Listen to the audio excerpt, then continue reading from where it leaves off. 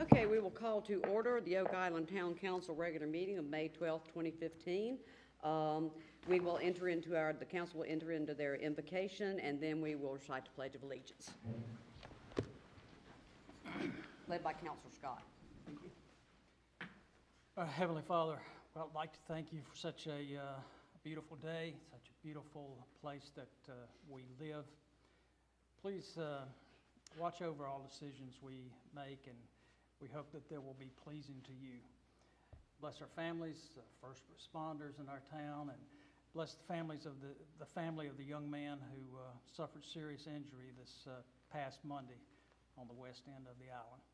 We ask in your name, amen. I pledge allegiance to the flag of the United States of America and to the republic for which it stands, one nation, under God, indivisible, with liberty and justice for all. Thank you, Councilor Scott. Before we begin, we have some more students from South Brunswick High School that are in the Honors Civics class, and they are coming to attend the meeting as part of their civics assignments. We have Kimmy Boyle. All right, you have to stand up. We have 4 of them. We have Carson Aldridge. We have, is that Danielle? Danielle Rich. And also Zachary Scarf. And thank you for attending tonight. And as I always say, there's your future. You're looking at it right now. Okay, we have no public hearings, so next we have council reports. Councilor Kaiser. No report, Mayor. And Councilor Scott. I don't really have a report exactly, but I'd like to know the situation on the leaves and leaf pickup and what's going on with that. We had stepped up pickup until the storm, and so we're a little bit behind now. So we're actually looking at some private contractors help us catch back up. But that's kind of where we are as of this morning. Okay. Is that it? That's it. Thank you. They've been by my house on time. They came by last week. It's about a month overdue around my neighborhood. Oh, really? Yes. Okay. Well, that's what a couple of weeks ago we amended and started working some overtime to pick back up on that. Yeah. And so we just hadn't gotten caught up yet. Okay. Councilor Medlin, please. No report. Councilor Painter? My report is going to be covered under one of the business items. On the So, BBC? Okay. yeah. Councilor Weinkauf. I was fortunate to go along with Councilor Painter, our town manager, go to a presentation about beach renourishment. And it actually was one of the best presentations I've ever been part of. It showed us a lot of things, it taught us a lot of things, and it gave us a different outlook on actually what the beach renourishment does. There was a lot of data that went into this report. It actually showed that for every dollar spent on beach renourishment, there was $500 returned in tourism. So beach renourishment is something that we have to look to in the future to make sure our beaches stay nice and healthy, wide, and have people come here. There's a disc out that I'm trying to get to put on Channel 8 so everybody can actually see this presentation. And once you see it, I think you'll really, really be informed. The other thing is, I know Tropical Storm Anna came through, a lot of rain, wind.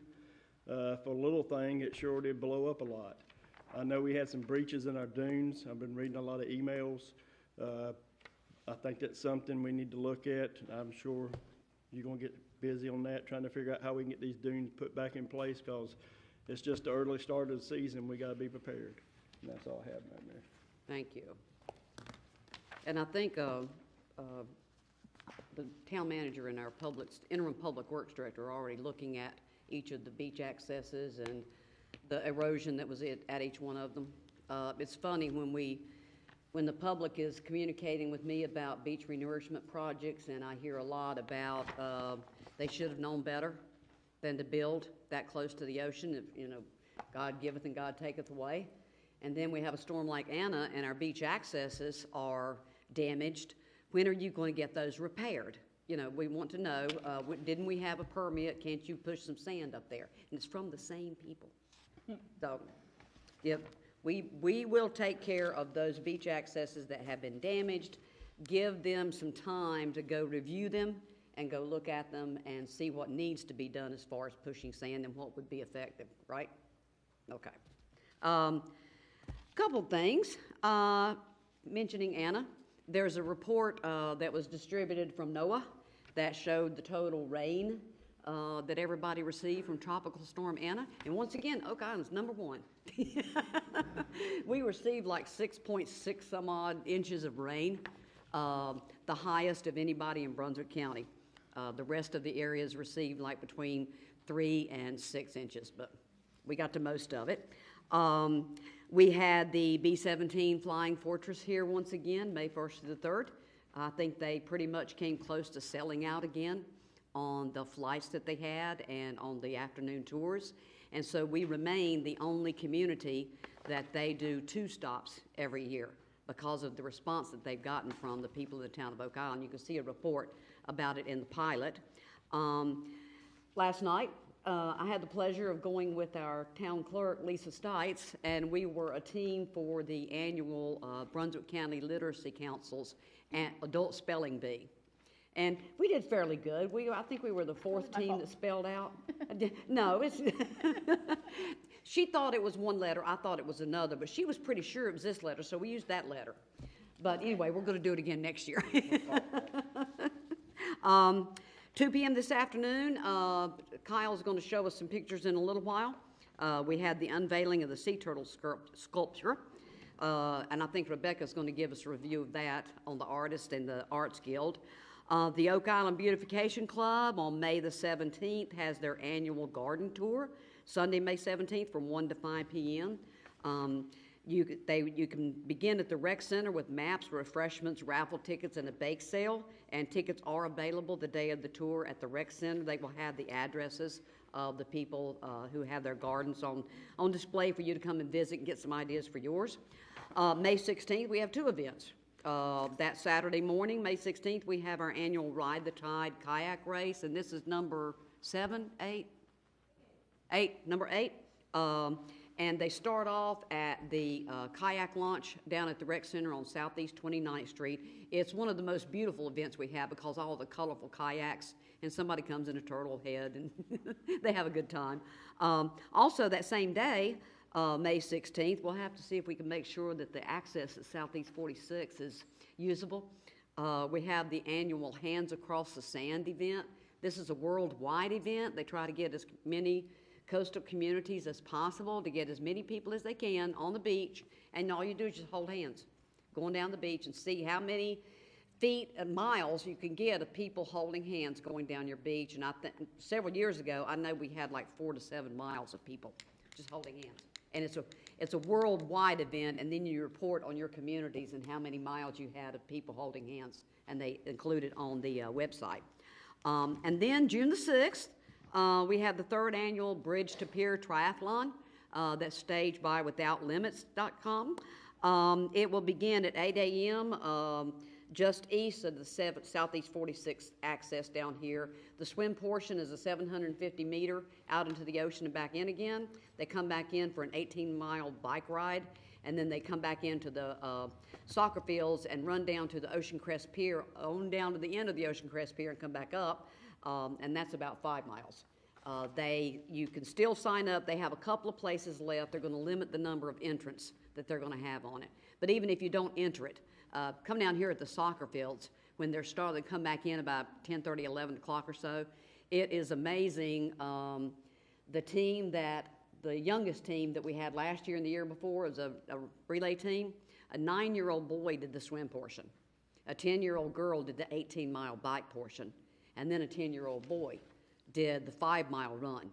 They could put us to shame. And then Tony and Lance's dad took the honors of being the oldest one again last year, 76 years old, and he completed the whole course by himself. We got today in my mail our stickers for our 16th year of the Growth Award from the Tree City USA program. And thank you to our Tree City USA Advisory Board and all of their work with the Beautification Club and setting everything up so we get this award.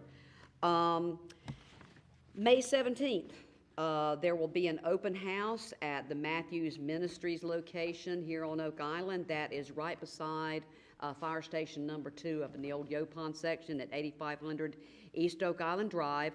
And I think they're just going to have some light refreshments and stuff so everybody can come in and see what they do. They're the ones that provide the backpacks of food for the children that have no food when they go home on the weekends. And that probably what they put in their backpacks is the only thing they'll have to eat until they come back to school on Monday. And if I missed anything, y'all let me know. I don't think I missed anything. Okay, that is my report. Next, we have presentations, proclamations, and recognitions.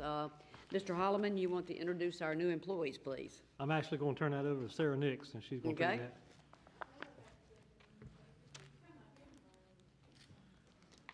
Spread out, hiding. Convince them to come up here. So these are our newest employees. They're all for current positions, replacing except for Reva. She's our newest position. Those are all over. Okay. Here, this is Jill Backus. She's our customer service rep, so you'll see her downstairs in the first floor.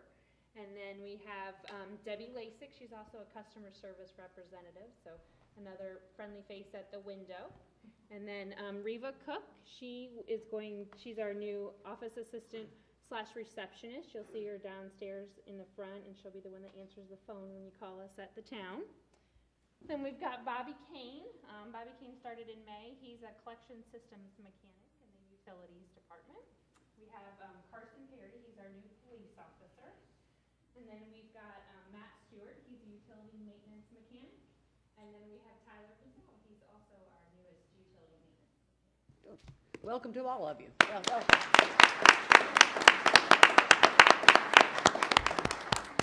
And Sarah, all the council members and the mayor had to repeat their names, right? Yes, Uh-huh. there's a test Exactly. later. Y'all just be sure and let us know what they are when we see you again. Okay, presentation by the Oak Island Beautification Club. Is it Cindy that's here? Yeah, hey.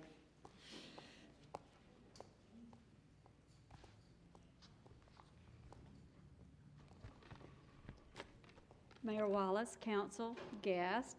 My name is Cindy Johnson. I live at 160 Northwest 13th Street. Thank you for the opportunity to speak tonight as president of the Oak Island Beautification Club. Councilmember Medlin offered a nice opening at last month's council meeting for my comments this evening. He stated that a friend of his saw some Beautification Club members working at the Triangle, and his friend saw the women wearing bright orange utility vests, weeding and picking up trash and cleaning the area, and he stated, wonder what they did. And, well, what they did is a fairly long list of tremendously good deeds for the community that they love. Our community service is joy-filled, not court-appointed, and I can assure you that we can always use some more joyful hands to help, so we welcome all.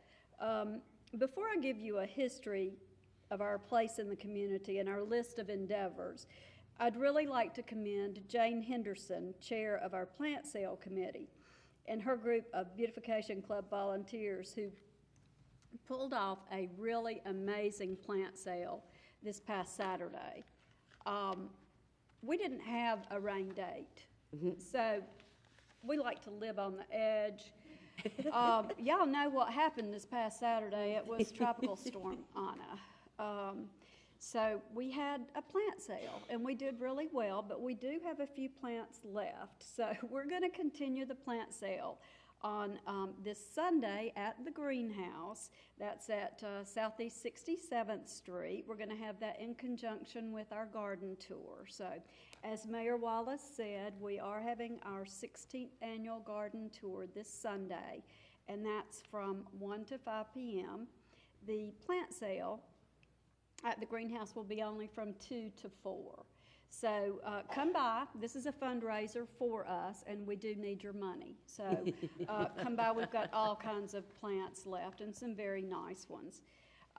The garden tour is one of our yearly fundraisers, very important. There's 7 great gardens on the tour, all unique, all chosen for their ability to thrive no matter sand, salt, wind, whatever, and also their beauty. Tickets are available at our wonderful local merchants, you know the ones, and at the rec center on Sunday. I just happen to have some tickets with me tonight. If anyone needs one, they're $10, and it's a great value. Nod your head, Josh, your mother's on the tour. Okay. There will be refreshments at the rec center, a bake sale, maps, and a drawing for a large Linda Dry painting. We sincerely thank all of the staff at the rec center. Rebecca, thank you. Billy has done a great job for us. Ursula, Jim, Eric, everyone. Thank you for use of the facility. Okay, more about us. The Oak Island Beautification Club was actually formed in 1986. That's 29 years ago. At that time, of course, we were still Long Beach and Yopon Beach, and we joined in with some ladies from Caswell Beach to develop a service club, and basically to maintain ornamental gardens to beautify the community. In 1987, one of the club's very first projects was the Memorial Garden at the Triangle to honor Dr. George Smittle, a resident and an avid golfer. This continues to be an ongoing project for us today, as well as gardens at the Arboretum, the Recreation Center, and Penner's Point. We recently participated in Earth Day with the Rec Department and planted a new butterfly garden near the community building. Even though beautifying with gardens, plants, and plantings is certainly a lot of what we do, we're not limited strictly to gardening.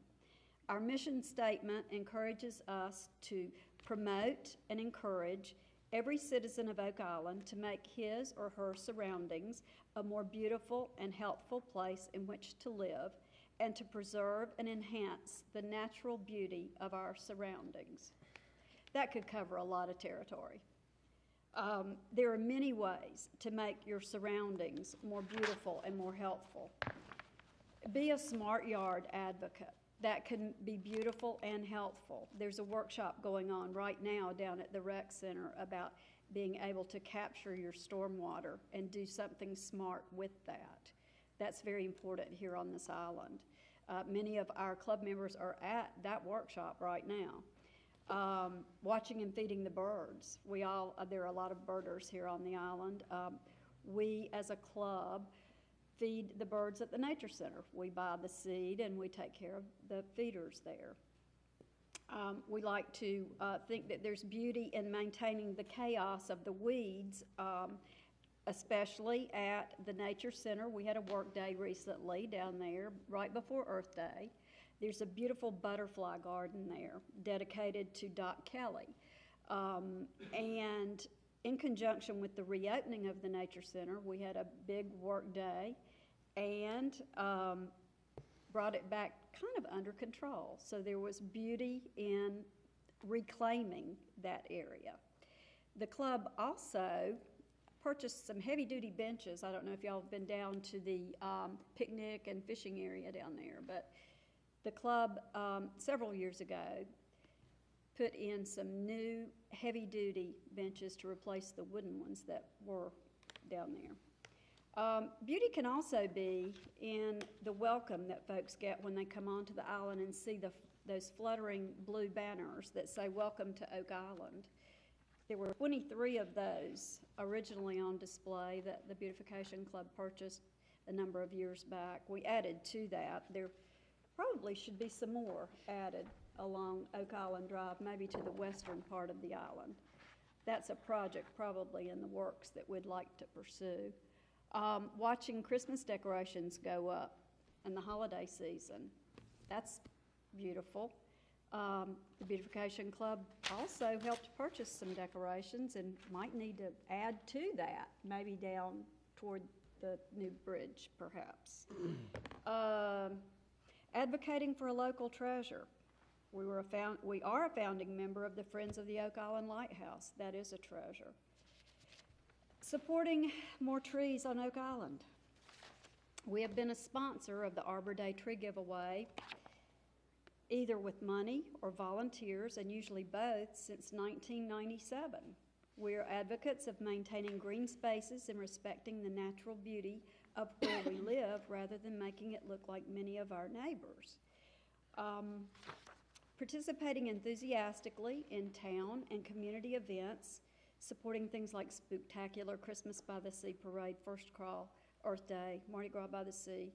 We're a pretty enthusiastic group, so we like to pitch in with all of that.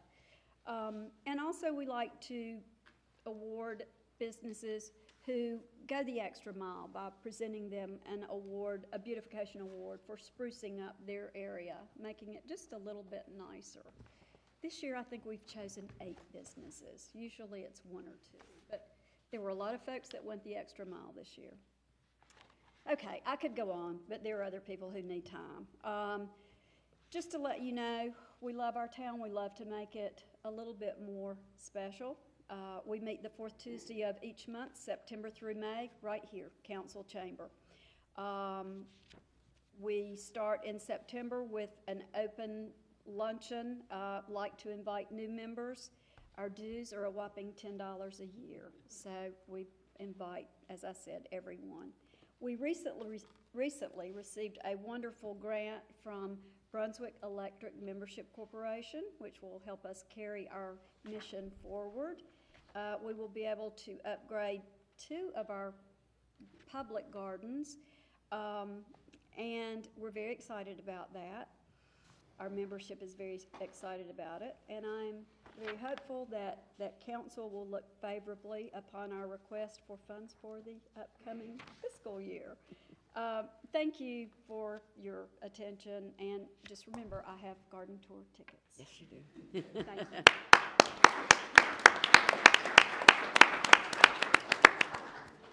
And you guys keep in mind, this is not a committee of the town. These are people that have gotten together on their own to do all this work and make our town more beautiful. And yes, they need money, but the work they do is priceless, just absolutely priceless. Next, we have another wonderful presentation by Bob Racine of the Warrior Ride and Gary Anderson of the Warrior Ride. They have arranged for us to have the Vietnam Traveling Memorial Wall in Oak Island the week of the 4th this year. A major coup. So introduce yourselves and let us know what you're going to do. I'm Gary Anderson. I live at 2702 West Beach Drive. I belong to the Patriot Guard Riders. We go to funerals of fallen soldiers to honor and respect the families, the soldiers that have fallen, the community. We do flag lines at the funeral home, at the cemeteries. We also do fun stuff like the Wreaths Across America, the honor flights that were out of Wilmington Airport, and we at times will escort a moving wall from when they come into the state, through the state. I did one March of last year down to Myrtle Beach, and that's when I thought we need it on Oak Island. So I asked them, and they said, we're booked for 2014. July. Perfect 4th of July with the parade and everything. So we got it scheduled, and it's going to come in on the 1st of July, and we will put it up on the ball field behind here, not at the soccer field, but at the other end, because this wall is 140 feet in each direction. And it will be up 24 hours a day. It is free to come see it. We are going to escort it in on the 1st from the Visitor Center in South Carolina, possibly 5 bikes, possibly 500 motorcycles. And we're going to bring it down and put it, just stop at the old campground, and then the next day put it up. Bob will tell you a little bit more about all the ceremonies we're going to have with it.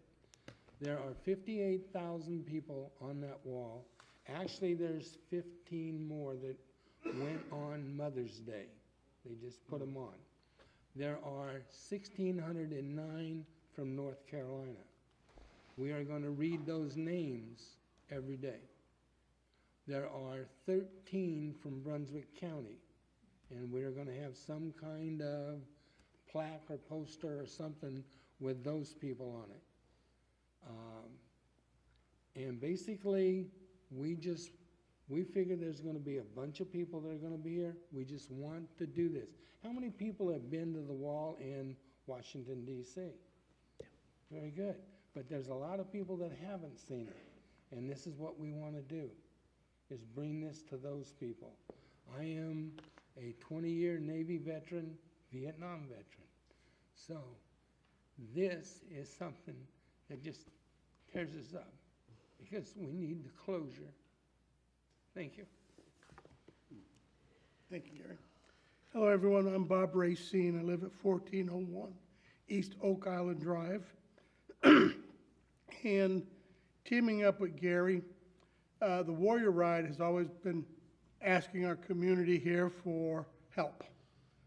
And this year, part of our mission is community outreach. We are offering to the community rather than asking the community. So when Gary and I decided to team up to bring the wall in, we thought it would be a great honor to bring it here to Oak Island. Gary didn't mention it, but we were offered by other communities to bring it to their town rather than having it in our own town. And we both told them, no, it belongs here, because we have a lot of veterans here. I myself served 3 tours in Vietnam, so right now I'm not going to be talking to you as the founder of the Warrior Ride, but as a 1,143-day in combat zone. I have 46 names on that wall. I approached the real wall 3 times, but never made it to the wall. So I thought it would be a great idea to put the wall here. Now, it will be open 24 hours a day for some of us who may only want to go at nighttime. On the 2nd, after we have it up, roughly at 2:30, 3 o'clock in the afternoon, we are going to have our opening ceremony. We are going to have an opening ceremony every day. And the first day is we're going to have Congressman Rausser as our guest speaker. Now, he will be the only non-Vietnam veteran that will be speaking the entire week that it's here. We're going to have an opening ceremony with a color guard, and we're going to have various different phases of ceremonies reflecting the combat zone. Then every day we are going to have a flyover. And the first day, our ceremony, like I said, is at 2:30, 3 o'clock. The second day is at 10 o'clock in the morning. On the 4th of July, it'll be at 3 o'clock. And then on Sunday, it will be at 10 o'clock. On the first day, we will have the Air Force C-117s fly over. Then we're going to have a squadron of helicopters fly by, because those were the birds that we were related to in Vietnam. And then a local group of pilots, what I call the Old Geezer Airline. They're going to fly the airplanes as a tribute to our fallen as well. As Gary indicated, we will be calling off the names of all the fallens several times during the day. And we will have different people from the Vietnam era speak. And then we will have an open microphone for any Vietnam vet or anyone who wants to say anything as far as sharing their closure, hopefully. The main thing is to remember there's 58,000 names on that wall. They just added 15 more. And my brother's on that wall. So with that, this man behind me, we took a challenge. We took a challenge to take this wall on and bring it here. We have done a lot of work, and I have to thank the town of Oak Island, all the people in the Public Works Department, and the folks who runs the departments, who worked with us to get our permits and get them approved, BEMC, ATMC. We have volunteers who have come forward. All the restaurants are feeding our volunteers food. We have an enormous group of people. It's not just Gary and I. This is a community outreach by a whole lot of people. And the challenge is, there's a cost factor. And so I'm asking the town to find generosity in hearts to help us defray some of the costs that we have. We've been raising money, so we're doing great. And one of the big things that I like to do, and I have been doing this past week, is challenging everybody. You know, challenge what I put in, have them put in. There's 58,000 names on that wall. I put in $58 this morning, and I challenge everybody in this chamber to donate $58 representing those 58,000 names on the wall.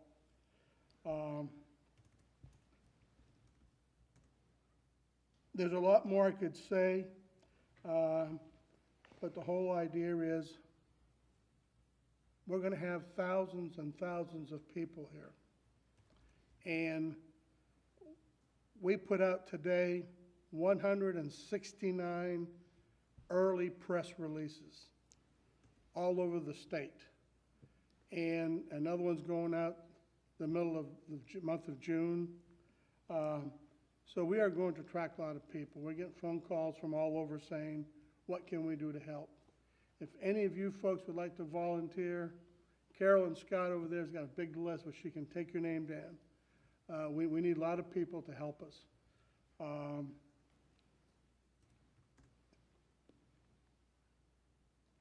The biggest thing is, this is the 50th anniversary. And people that I was talking to this week says, oh, we fought in Vietnam. They're so young they don't realize. But we have put in to receive a special commemorative flag for the 50th anniversary of the Vietnam War. We were told we have it, but we haven't received it yet. It's a pretty flag. And a young fella who's about my height, looks just like me, handsome like me, his name is Jamie Lynn, will be jumping from 17,000 feet on the opening day with a flag that's 64 foot long, 34 foot high, and below it he'll have the commemorative flag that we will be flying during our week here. And that's an honor to be able to get that flag, because you can't buy it and you can't get it anywhere. It's given to us by the 50th Anniversary Committee. And I could go on, but anyhow, be looking in the paper. We're going to be putting out more stuff, and Gary will, and I will be floating around the area. And Bob and Gary, I put out some did you put some flyers out here some more too? up there. And if you need their address or the information, if you want to make donations by credit cards, you can go to thewarriorride.org and go to their events in the 50th Anniversary Vietnam War Traveling Memorial Wall, correct? We have a volunteer form over here. We have also a little poster of the escort, the building of the wall, and the visitors on the wall. And we'll put that down today. I have one more thing to say. Because Mary, evidently you didn't receive the press release. Next Sunday, there's going to be roughly 300 North Carolina National Guardsmen arriving on Oak Island. We are doing a 197-mile bike ride from the North Carolina National Guard headquarters in Raleigh. And we're going to be coming through. We're going to be staying at the different armories along the way. We're going to arrive here on Sunday morning. Supposedly, the governor is supposed to be with us riding. The adjutant general is supposed to be with us riding. So if you're free, we'll be coming into the soccer field with all these young National Guardsmen. And people want to know why we did a ride with the National Guardsmen. Those are our North Carolina heroes. They're in battle one morning. They're told they're going home the next day. They come home, they turn in their gear, they go home, and they bring the frustration of war home with them. They bring problems home to their families. their employers, their community. They have no decompression time like us regular soldiers do. We come back to our units, we could decompress. So it's taken that it took 5 years to get this ride going. And so come out and join our National Guardsmen. They are a great bunch of young men and women. Make sure I get on Make that sure you get that list. press release. Yeah, about what time Sunday? We are going to be, well, let's put it this way. There's going to be a large group coming across the bridges, and the Warrior Ride with the wounded, really wounded, will be coming on a ferry at 7:15 in the morning. Okay. Thank you. Hey.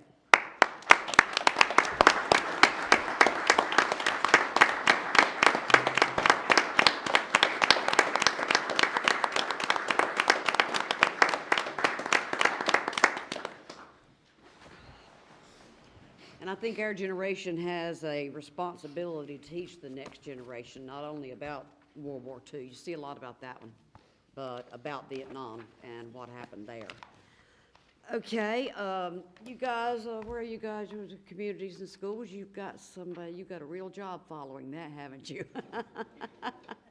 This presentation by representatives of Communities and Schools, which is a nationwide or worldwide organization? It's nationwide. Nationwide. So Mayor Wallace and Town Council and residents of Greenfield who are here tonight, thank you very much for inviting Communities and Schools to be here and tell you a little bit about us. My name's Nancy Lamb. I'm the Executive Director of the organization, and I'm also an Oak Island resident. I live at 119 Southeast 72nd Street. So let me just set it up here. Okay. So we operate an affiliate in Brunswick County, and the mission of Communities and Schools is to surround students with a community of support, empowering them to stay in school and achieve in life. And really, the main focus of everything that we do is in dropout prevention. We are partners with the Brunswick County Schools, and we've been in Brunswick County for 20 years. This is actually our anniversary year. And we have programs in 17 schools all across the county. And really, I just want to talk a little bit about, why dropout prevention is important. Every 26 seconds, a student drops out of school. The 8,300 high school students drop out every single day. 86% of Americans have a high school diploma. That leaves about 14% who do not. As a matter of fact, the Brunswick County statistic is, I think, just about that. Just under 86% of students graduate with a high school diploma. In North Carolina, in 2013-2014, the last year that we had the statistics, we had over 10,000 high school student dropouts in our state alone. And believe it or not, that's the lowest ever in the state of North Carolina. As Mayor Wallace mentioned, we are part of a nationwide organization, and in the state of North Carolina is the second largest state represented across the United States. And within the state of North Carolina, Brunswick County is the second largest affiliate. The only other county with a program as large as we have is in Charlotte. Across the state, we have 37 affiliates serving 44 counties, some of the most rural counties in the state as well. We are a separate entity. We're a 501c3 organization, and we're governed by a board of directors, but we are a part of the larger whole Communities and Schools, and we are accredited. So we go through a very rigorous process to make sure that the programs and the services we are delivering are outcome-based. Everything is measurable and outcome-based. And as you can see in Brunswick County, the number of student dropouts was 145 a couple years ago. It dropped down to 108, and the 2013 and 2014 it went back up to 130. So we are making some progress, but there's still a long way to go. And again, going back a little bit to why is it important, and you look at some of the statistics that we have here, 56% of dropouts are unemployed. And what that means is they really come to rely on the services and the taxes that we're all paying into and the public health and welfare systems. 75% of inmates in American prisons are dropouts, 60% of federal inmates, and almost 70% of local jail inmates are dropouts.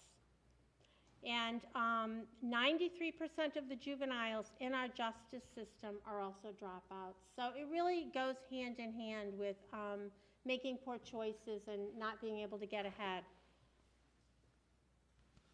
So what do we do here locally in Brunswick County? As I mentioned, all of our services are really about dropout prevention, and we do that in a number of different ways. We have what we call success coaches in 4 middle schools, and these coaches are case managers who intervene one-on-one with students who are at risk and who have certain needs. We have, in the middle schools, we have something called peer court, and we have something called teen court that is actually in the Brunswick County Teen Courthouse.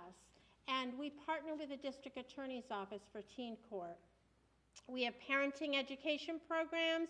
We have before and after school programs and summer camps.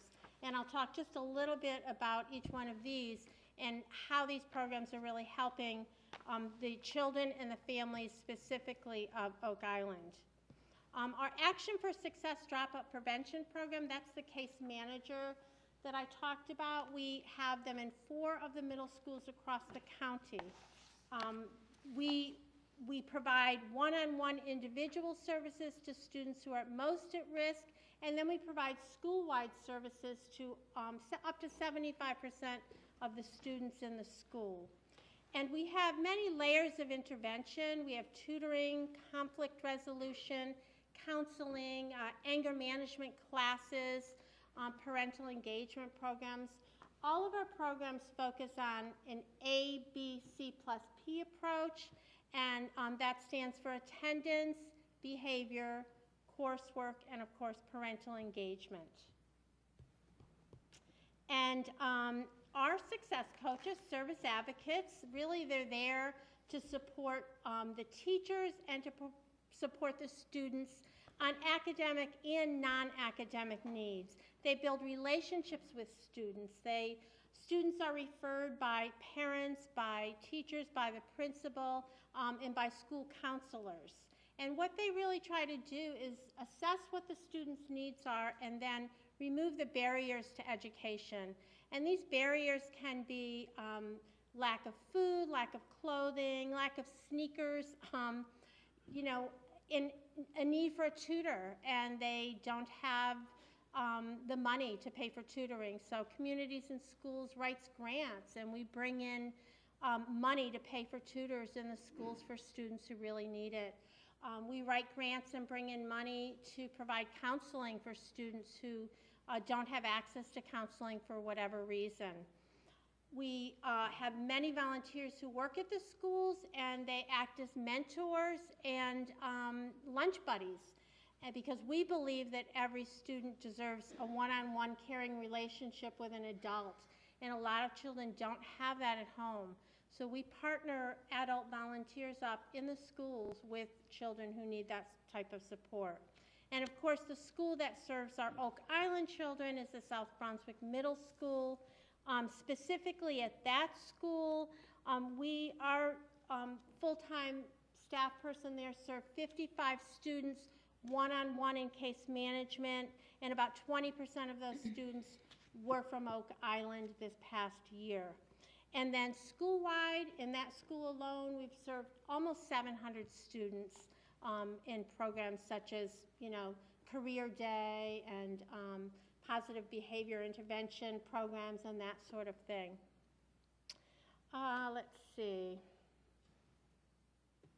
Our before and after school programs, we have This is the only program where there is any fee involved at all. All of our other programs are offered at no cost, and our before and after school programs are very, very low cost and very affordable. And really, it's basically about keeping children safe, giving them a safe place to be before and after school so that our parents can work and feel good about it. We've got a program set up in Southport Elementary School that serves our Oak Island children. And we also have a summer camp. I know Oak Island has a summer camp as well. This is an additional one in case the Oak Island one doesn't fit for some of the children. They can attend the one at Southport Elementary. We have parenting education programs, and we specifically hold them twice a year at a Southport location. And we do have parents from Oak Island who attend. And this program is not a mandatory program at all. It's completely voluntary. It's no cost. It's a 14-week program to really help create better families and better parents and stronger families. And we do everything we can to remove barriers so that parents can get there. We provide gas vouchers if people need transportation. We provide on-site childcare. We bring in food so that the whole family can eat. And it's a very structured 14-week program led by certified counselors. We also have a single parent and grandparents raising grandchildren support groups for people after they have participated in our programs. And we have a single parent support group operating in a Shallotte location. And then we're on to our teen court and peer court. Our peer court program actually operates out of the middle schools. So we have a peer court program right at the South Brunswick Middle School. And those are students who've gotten into trouble either in school or outside of school, and they have the opportunity to admit that they were wrong, admit their guilt, and this is an alternative way of serving justice, so that instead of being referred to a court system, which can be very costly and very traumatic for a young middle school student, they agree to participate in a peer court program. And this is a program that is operated, as it says, by peers. Students are trained. They work with adult volunteers from the Kiwanis Club and local attorneys, and they come in and they teach a core group of volunteer students how to act as attorneys and bailiffs and serve on a jury.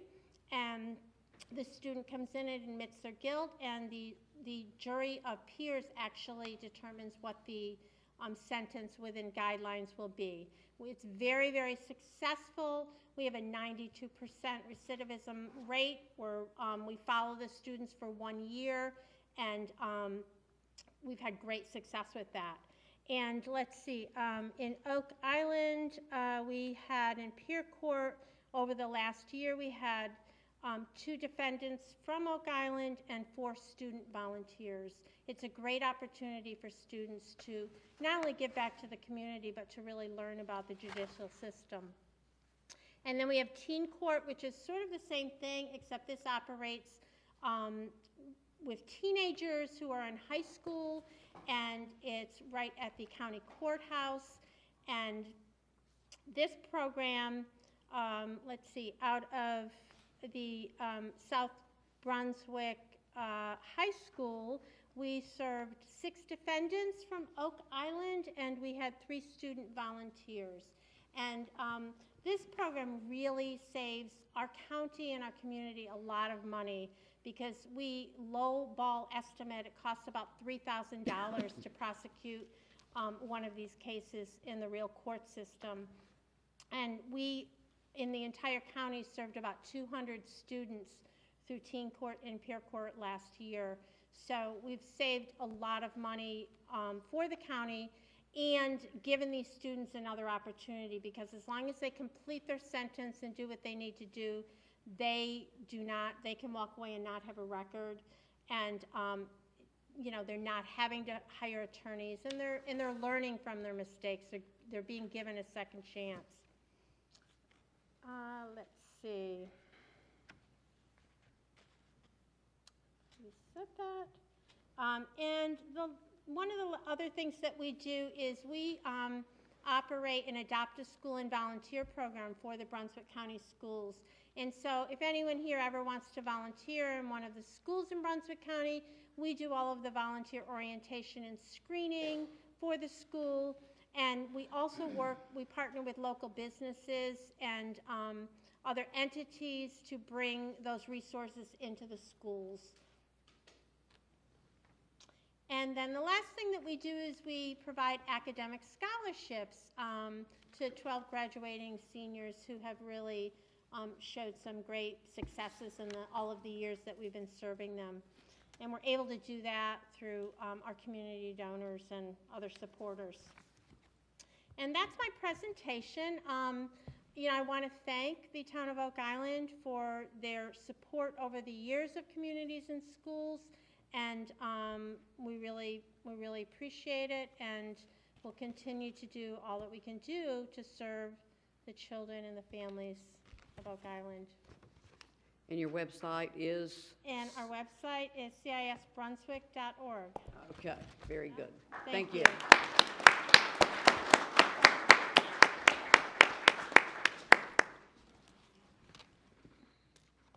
We have one more presentation, and that is representatives from Brunswick County on the creation of a county-wide Greenway Blueways corridor plan. Yes. Sounds interesting. My name is Kirsty Dixon, and I'm with the Brunswick County Planning Department. I'm the senior planner for the county, and I have worked here for about 10 years. I, at one point in time, lived on Oak Island. I live nearby, actually, now. And I'm here to speak with you about the Brunswick County Greenway and Blueway Plan. As soon as I get the technology solved. Okay. First, I want to start off with what is a greenway. So everybody knows what a greenway is. It's a long, narrow piece of land where vegetation is encouraged that is managed for public recreation and pedestrian travel that would include bicycles. Basically, a linear park.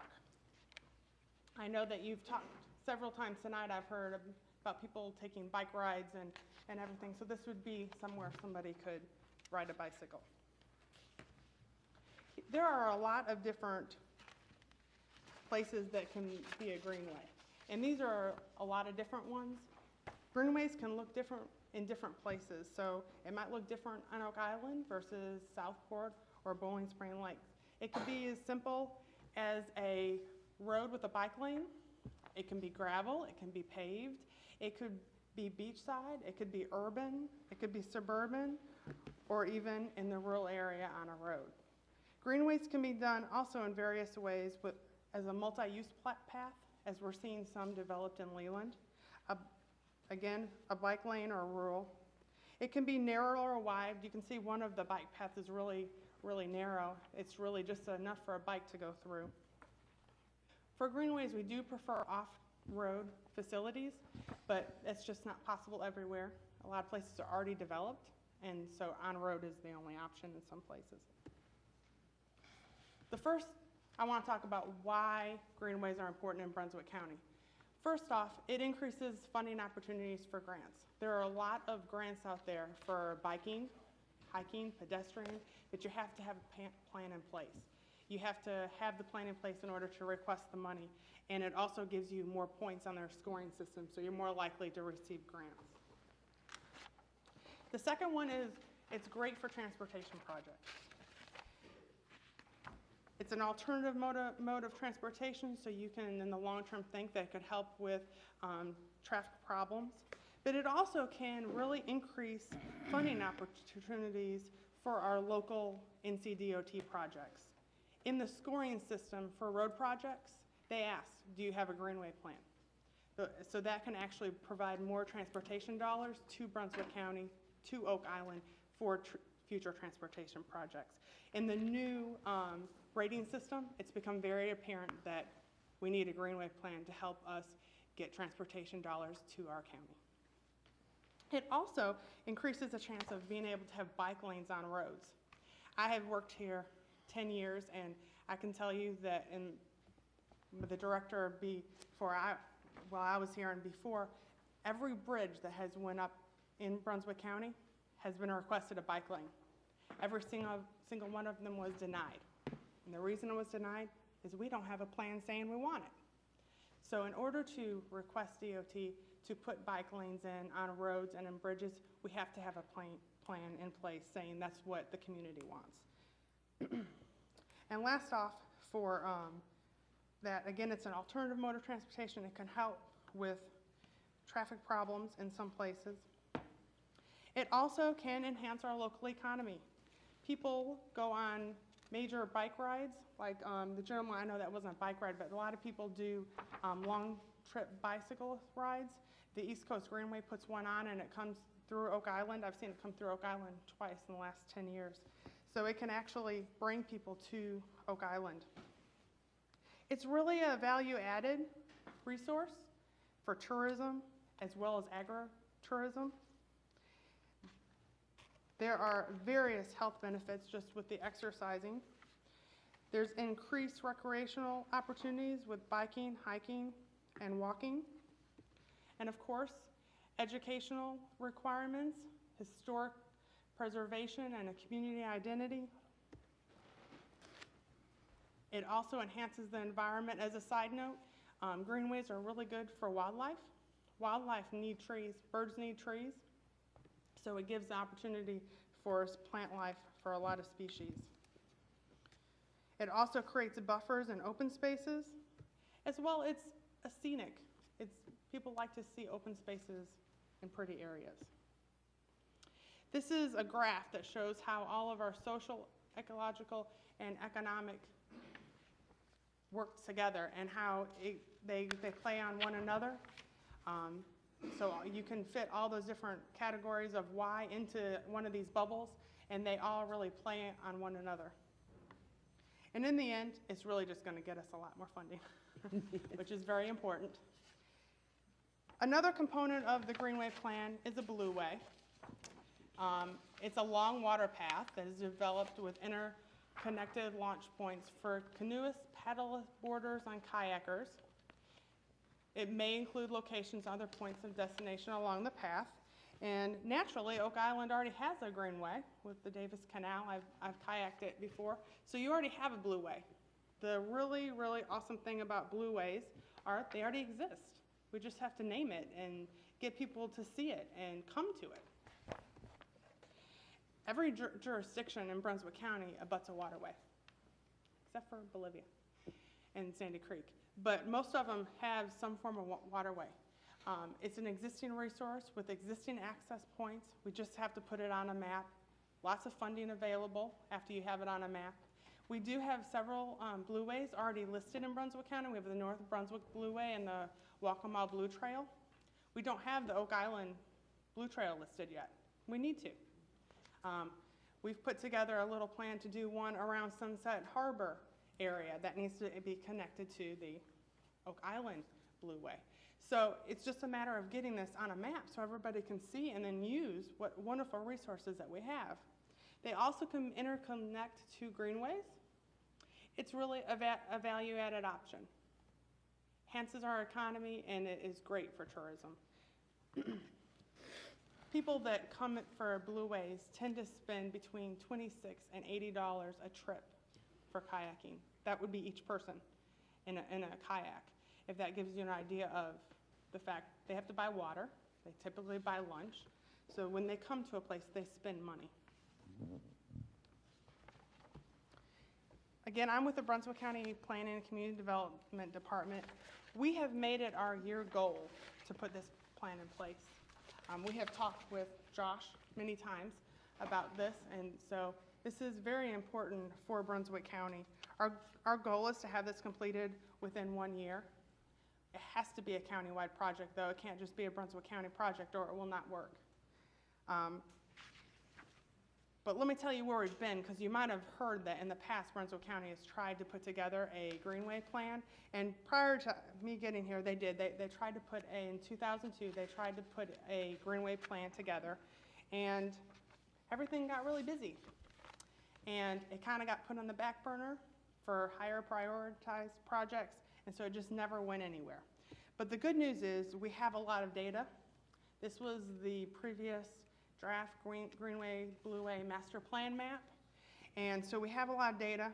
A logo was created. This is the logo that was created. So we have a lot of work already done. We just have to move forward from here. We've actually have a master plan map that needs to be overhauled. And we've worked with a lot of the communities, like Bowling Spring Lakes, on exactly where to route their land use plan, their greenway. So it's just a matter of moving forward from here. As far as Oak Island goes, we have worked a lot with Oak Island. We have routed a route on here. It needs, in my opinion, it needs to be updated, of course. Oak Island is important in this. It's a large population center, and you have a large commercial center. It's a place where people want to be and people want to go, with a large population base of residents year-round, which is not the case all the way in Brunswick County. So, and it's a great destination, and you have great destination. You have great parks, beach accesses, and piers, and those are great destinations along blueways and greenways. You have existing facilities that we can use, so we can use a lot of those existing facilities, like parks, bike and pedestrian routes, bike lanes, and your kayak and canoe access points. So I took a picture of the bike lane here, so to show that you already have it. We just got to get it on a map. So these are our next steps. It's going to require a lot of working together and creating a lot of partnerships. Since I've been here, I can't think of a project other than our land use plan and hazard mitigation that we have went out and really worked on a planning item with a lot of communities. But this is going to take everybody. It's not going to make sense if we skip a community. We have to integrate everybody. Now, there are 19 towns in Brunswick County. We're not going to get 19 of them. Some of them have very limited scope, and they're not open very much. So there will be a couple towns, but I really hope to get at least 10. I think Oak Island's vital because it has such a large population base. So we really, really hope to get Oak Island. We have to finalize some of our funding sources. We estimate the total budget of the project to be about $25,000. This includes finalizing the plan. It includes getting the map ready and getting a consultant to put together a plan. It will also include a significant quantity of a printed plan that will be in full color, and I'll talk a little bit more about that. We will be sharing, of course, with any of the participants, and we will just be distributing it throughout the county. We don't want to create a plan just to put on your shelf. We want to create something that you can hand out to the public, to tourists, to your residents, and they can use. And they can actually go on a kayaking trip, and they can go on a blueway or a biking trip and use it, because it's not going to be very useful just to go on our shelves. So we want to create something that is waterproof, tear resistant, that people can use out there while using it. So we want to print a high quantity of them, and the more you print, the cheaper it is. So we've went out and gotten price quotes in order to do that. The county's 2015-2016 recommended budget, we have budgeted $4,500 for this plan. We also are budgeting a lot of in-kind costs. That includes all the GIS mapping, project management, facilitation, meeting facilitation, me being here. I'm going to have to go to all the towns. So we're suggesting and requesting that all the municipalities in their budget can maybe budget a range of around $5,000 for this project. We are pursuing grant funding. I have put an initial in request for a grant. We'll see if it works out or not. We have been working with wildlife to see if that will work. The funding is partly showing the partnership, and in that, so out of the partnership comes the partnership with funding, and it also shows support. I was talking to a very small town that had like 200 people the other day, and they said, well, we shouldn't have to participate. I said, well, you can find $500. You have to show something. You are going to get a lot out of it. A typical plan, you go for a greenway, if a consultant's going to cost at least probably $40,000, $50,000 from the beginning with all the GIS work and stuff. So you'll get a lot out of it, because we'll also have these wonderful greenway Blue Wave plan, which we're gonna call a marketing tool. Because, and this is just a sample of the product, not of the plan, but we want to create something like this. We kind of think a roadmap, something people can take. It is very, very waterproof. You could drop it in the creek, and it will, pass that around. So that's what we hope to do. They gave us a sample of exactly what we wanted, the form that we were doing. And so that's something that you can hand out to people. It's not a typical plan. It'll be very usable to everybody, but it will function as our countywide plan. It will help us get funding. We intend for it to be full color, outdoor friendly. The one side will show all the connections between the municipalities and other important destinations. Old Brunswick Town, for example, would be a really good other destination that needs to be on the map. And then on the back side, the participating municipalities can have their own individual map. In your case, we will probably put Southport, Oak Island in their own area because we need to show those interconnects between the two, because somebody who lives in Oak Island might want to bike to Southport and back and make a good loop. So we will work with staff and your staff and produce these maps. This is a process we're looking at, working with partners, drafting a plan, review. We will have to go to all the municipalities that are willing and get adoption. And then we'll finalize it with the adoption of the county. And then we can go move forward and get the printing costs. A majority of the funding is actually for printing. The printing fees range from $12,000 for some vendors to $26,000. So, but we found a great vendor that is familiar with Brunswick County that can do it for $13,000, and that was the sample right there. So I'm here for questions, and if you think of tomorrow questions, you're welcome to contact me as well. Don't we have that as an item for discussion on our agenda? Yeah. You do. The proposed memorandum of understanding, so perhaps we can give the council a chance to digest all this and then bring up their questions when we have that agenda item. That'd be a great way to get the discussion going. Right. And so I don't forget it, Josh, let's make sure that we get the information about, Josh, the DOT's projects, widening of 211, Long Beach Road access. Let's make sure we get all those in there because they are including bike lanes. Well, right now, there's several things going on that front. What the mayor's talking about, she's a member of the RTAC, Rural Transportation Advisory Committee, and I'm a member of the RPO. We are directly involved in getting funding for our county and our municipalities for, from DOT. We went through the SPOT 3.0, and I'm not going to try to go what SPOT means, but it's a DOT engineering term for getting money. And we've been through that. The process has changed a little bit. Our governor's from a large city, and they get a lot of points because these plans are on the shelf by the tens in these larger cities. They've all got them. We're pretty much tapped out in our area as far as getting funding.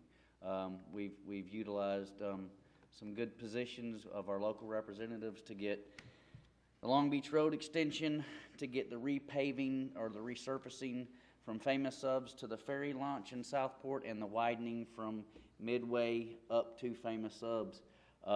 Just one of those projects is $63 million. Without these plans, we don't even get funded. We don't even get anything. We don't even get considered. We don't have these types of plans. This is one of the pre-requirements that you have to have to get funding going forward in SPOT 4.0. We thought we had 2 years off. We found out in the last RPO meeting, nope, you get to go right back into it. So for the next 2 years, whoever, either me or whoever's representing the town in these meetings will have to fight tooth and nail. There's a lot of, these types of things obviously have economic benefits. I've worked with the Wildlife Resources Commission biologist, Casey. We've pretty much got the plan made that touches. We can go from the wildlife park on 133, all the way back to Southport, all by using nature trails and wildlife corridors and all that. I mean, this is very interconnected, very important for us to get funding. So, where's the map? She folded it up neatly. I did not. Chief Edinger did. Pardon? Chief Edinger did. Oh, okay. Chief Edinger folded it up neatly. Okay, let's go ahead and do adjustment approval of the agenda, and then we'll take a quick break before we go into public comments, because we've been in session over an hour, and we've got over 30 minutes worth of public comments already signed up. I need to add to, Mayor Wallace. oh, the turtle, yes. Thank you for reminding me. And Rebecca, if you don't mind, come to the podium and give us the history of how this came about.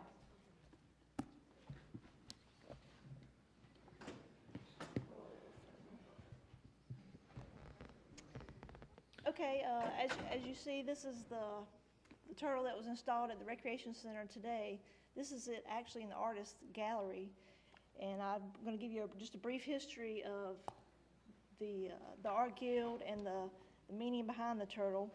The Art Guild formed a committee in February of 2014 and decided to donate an art piece to a worthy Oak Island organization. The Art Guild has had a long history in partnership with the Parks and Recreation Department and chose us as a site for the artwork. Let me scroll through a couple pictures too. Along with monthly workshops at the Recreation Center, the Art Guild is also the organizers of the Labor Day Craft Festival and co-sponsors of the Arts by the Shore Festival. The Art Guild decided on a sea turtle as their sculpture to commemorate the annual migration of the turtles to Oak Island each spring, and also because the Recreation Center is home to the Sea Turtle Protection Program. The Art Guild started their search for an artist with a long list of 17. They managed to narrow that list down to 5 and visited each artist's studio and interviewed them. In the end, they chose Dume Gordon III because his work materials and time frame fit into the Art Guild's vision for the piece. Dume specializes in copper, brass, and steel fabrications. You see our turtle is actually made out of copper, and he's installing it in this picture. His works of arts can be seen at the Fort Fisher Aquarium, the New Hanover Arboretum, and also Airlie Gardens. The Oak Island Art Guild is the go-to organization for arts and culture on the Oak Island, and Oak Island is definitely a better place to live because of their work. They welcome new members, and more information can be found at their website, oakislandartguild.org. So if anyone is interested in becoming a member, they wanted me to tell you, please go to their website and please join. And I think I have, there's some of the members of the Art Guild with the turtle this afternoon. So it is a permanent fixture at the Recreation Center. We really appreciate the Oak Island Art Guild donating that to us. Oh, we will most definitely have a proclamation at next month's meeting and a resolution in appreciation. This, as Rebecca says, this is their very first public work of art. This may not be the appropriate time, Madam Mayor, but I would suggest strongly that there's some sort of surveillance camera covering this. I don't know if you... From an attorney, when you get it, I'd expect that from the police chief. All right, Rebecca.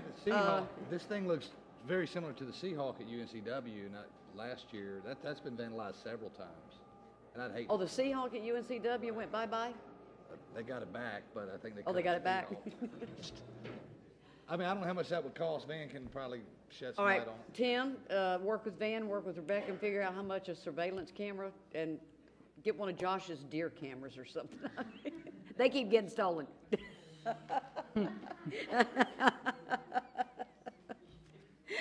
Rebecca, thank you for that presentation, and please, before next month's meeting, express our thanks to the Art Guild. And everybody, it's the Recreation Center, if you don't know, is in the northeast 30th block or southeast 30th block on Oak Island Drive. The actual address is 3003 East Oak Island Drive. You know how many times I typed that into something? And you can see that sculpture right out front, and it is absolutely stunning. Okay, I need to add to the agenda a committee application. We have an application from Jody Britton for the Parks and Recreation Advisory Board for a term ending March of 2018. So if we can add that to our agenda. Does anybody else have any other adjustments to the agenda, please? Madam Mayor? Please. We'd like to remove under old business the holiday schedule item. Pardon? Remove it? it, number one. Okay, Yes, remove old business item number 1. Okay. Any other adjustments, please? If not, Chair will entertain a motion to approve the agenda as amended, please. Madam Mayor, I move to approve the agenda as amended. Have a motion by Counselor Painter. Do I have a second? Second. Second by Counselor Kaiser. All those in favor, please. And it is unanimous. And we will take a quick break before we go into public comments.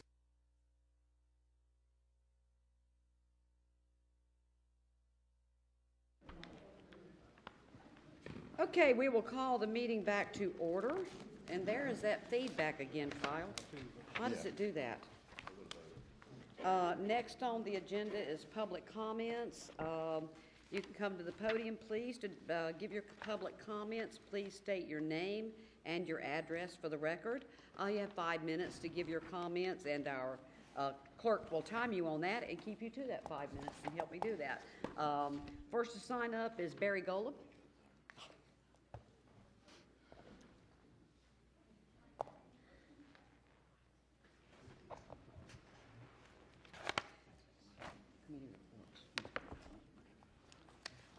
Barry Golub, 6615 West Beach.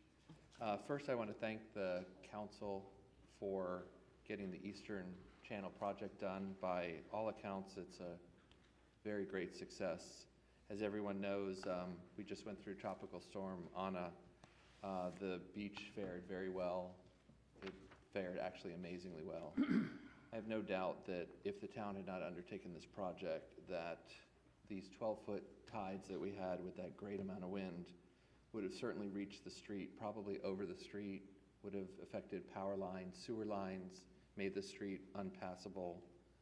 It would just been a nightmare. So we really want to thank the town and the council for the efforts to get this project done to improve not only the Eastern Channel, but the west end of the beach. The second thing I want to do is I want to clear up what may be some misunderstanding regarding the recent movement of sand on the west end of the beach after the renourishment project was completed. I think many people are under the impression that the town paid for the extra sand that was placed in front of the 4 houses, one of which I own. That impression is incorrect. It did not cost the town a single penny. And as I believe the town council members do know, in addition to the fact that these private homeowners have already paid for 2 rounds of sandbags, decks, stairs, countless other things, the homeowners entered into private contracts to purchase that sand, and also private contract to put the sand under the houses and over the sandbags. In addition to paying for this project, we also obtained all the necessary permits, including from the North Carolina Division of Coastal Management, Army Corps of Engineer, and even the U.S. Fish and Wildlife Service. We even paid to have daily inspections for turtle sightings so that we could make sure that we weren't disturbing any nesting possible sites. And I think the town also knows that 2 of these 4 homeowners are just getting their power back now after 5 months of no access to their property due to the erosion. If we hadn't have purchased this sand, they would have been without power for almost a year because they were not able to get into their houses without the sand that went under it. So we really, on the west end of the beach, want to thank the town council for recognizing the need to take this action and the importance of this Eastern Channel project and the beach. After all, there's no bigger asset to the town than the beach, the beauty of it, the allure of it, and no more important task than preserving that asset. And we thank you. Thank you, Thanks Mr. very Golub. much. I almost lost my sheet here. Gary Anderson, please. Oh, you did your, that's what you, okay. Next is, and Bob Racine, that was what Bob wanted to do also? Okay. Well, there's not as many as I thought there were then. Take out 10 minutes for you two. Next is Ed Drzwicki. That's it. Ah, see? He wrote down how to pronounce his name. That's why it was so good. Hi, I'm Ed Drzwicki, 106 Southeast 11th. I'm a retired guy, walk a lot, and I just got a mention about the pump house down at the corner of Oak Island and Middleton. It is bad. The odors coming from that place are terrible, to the point where when you're walking by it, you have to stop breathing because it's so offensive that your lungs forcibly stop you from taking air in.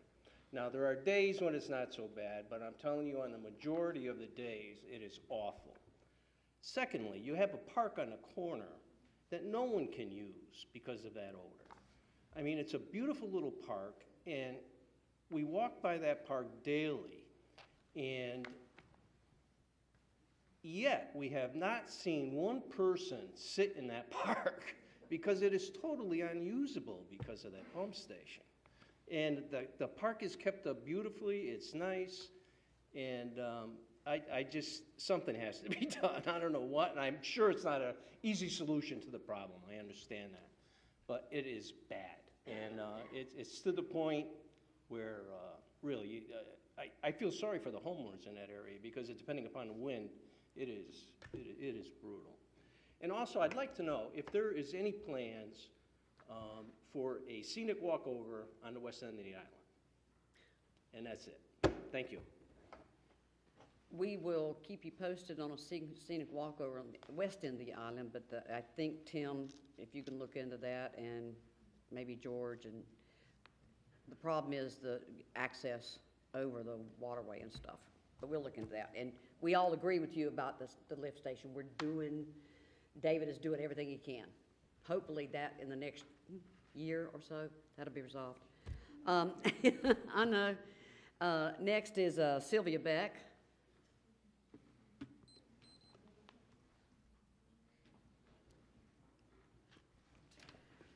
Sylvia Beck, 4836 Coastal Drive, Southport. Farmers Market. Usually I'm upbeat and chipper about the market, but tonight I have a prepared statement that I would like to read. I've been a vendor at the Oak Island Farmers Market for 5 years.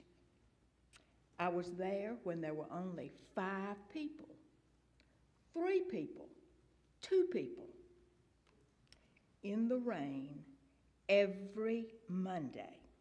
We all remember that. I have been loyal and faithful to the market. I have missed 2 markets. One, I can't remember the reason. The other was last year for a family wedding and an extended vacation with my sister June. I've been a continuous vendor for 5 years. And now I'd like to share this letter with you. It's from Oak Island Parks and Recreation Department.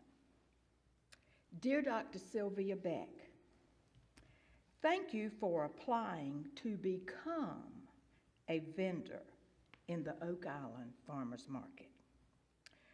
We have decided to deny your application into the 2015 market and have enclosed a refund check for the entire amount you submitted with your application. We wish you much success in your future endeavors at other markets. And it's signed Rebecca Squires, Director, Oak Island Parks and Recreation Department, with a copy going to Tim Holloman, Oak Island Town Manager. And they did refund my check of $400. If this is an error or a mistake, we have time to correct it. If this denial of my application is a done deal, there's time to notify vacationers to change their market day to Wednesday, to come to Southport to the waterfront market where I am a vendor. Some of you had planned to eat funnel cakes on Memorial Day, the week of the 4th of July, and Labor Day. You can still get these funnel cakes in Southport at the Maritime Museum at their second Saturday event in June, July, and August. They invited me to come and do the funnel cakes. I've been a vendor at Oak Island Market for 5 years. It would have been nice if an explanation or a reason had been included in the letter stating my application to the 2015 Oak Island Farmers Market has been denied. And those of you on the council who buy honey from me, I guess we'll have to make other arrangements. Thank you. Thank you, Ms. Beck. Next is Vicki Sturgill.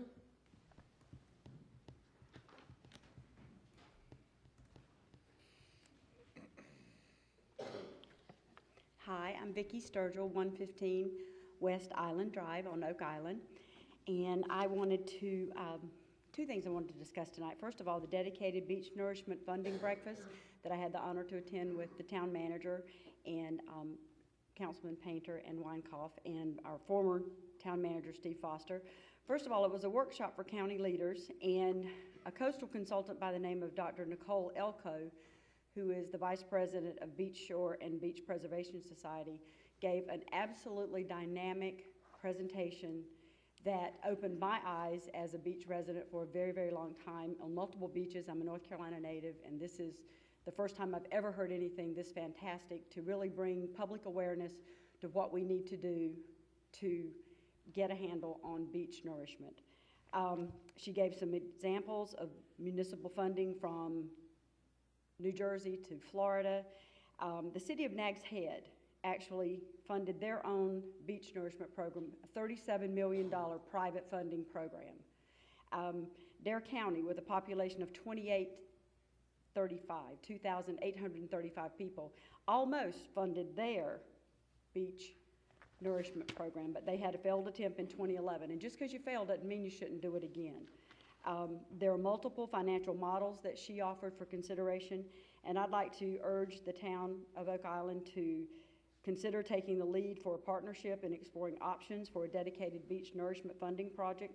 It took 11 years for Ocean Isle Beach to get a beach nourishment program, and we don't have that kind of time, and we know it.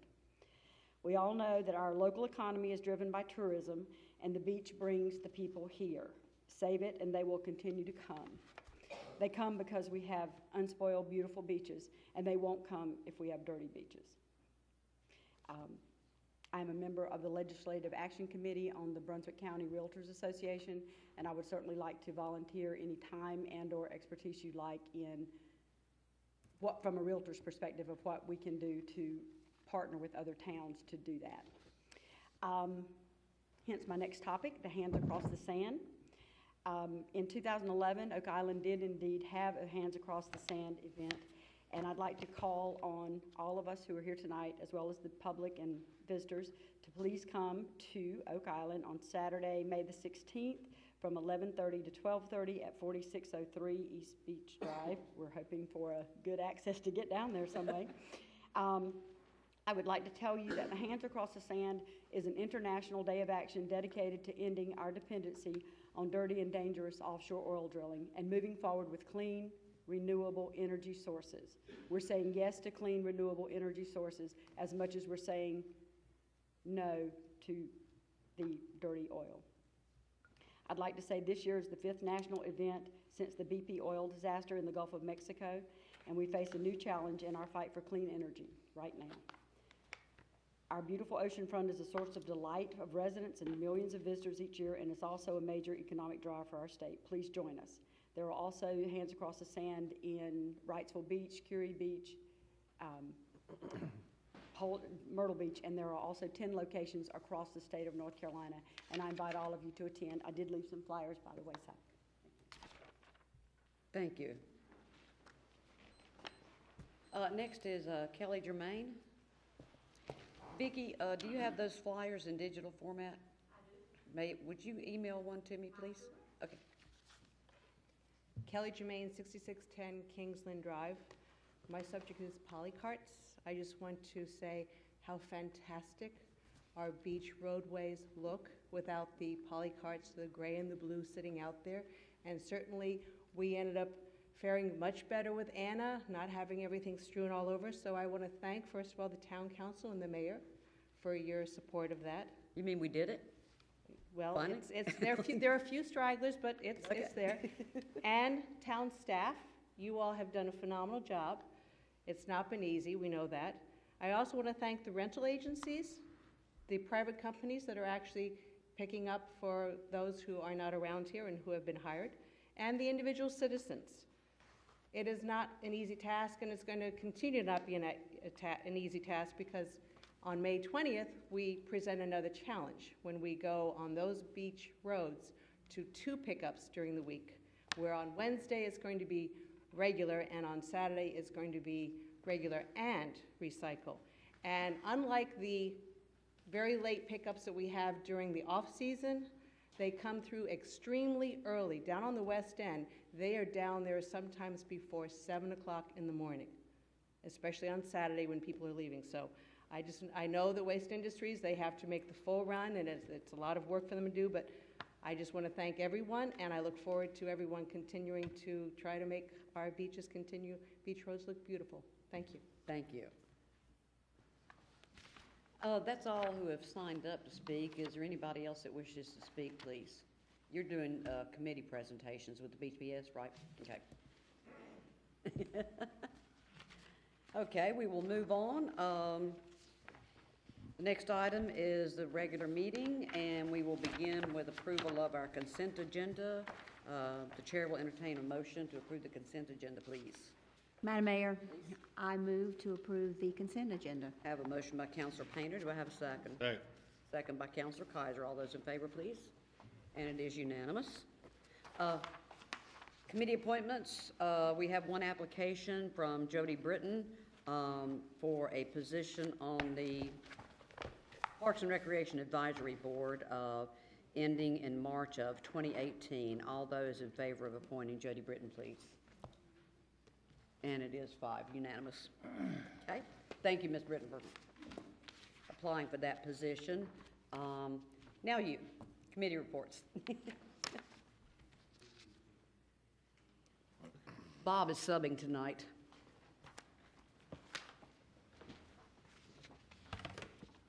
Good evening, and thank you for allowing me to be here, Mayor and Council and guests. My name is Bob Jacobs, and I live at 109 Southeast 22nd Street. I'm here to give a few Beach Preservation Society announcements and keep the presence of Roseanne alive in all of our minds and hearts as she's out of town today.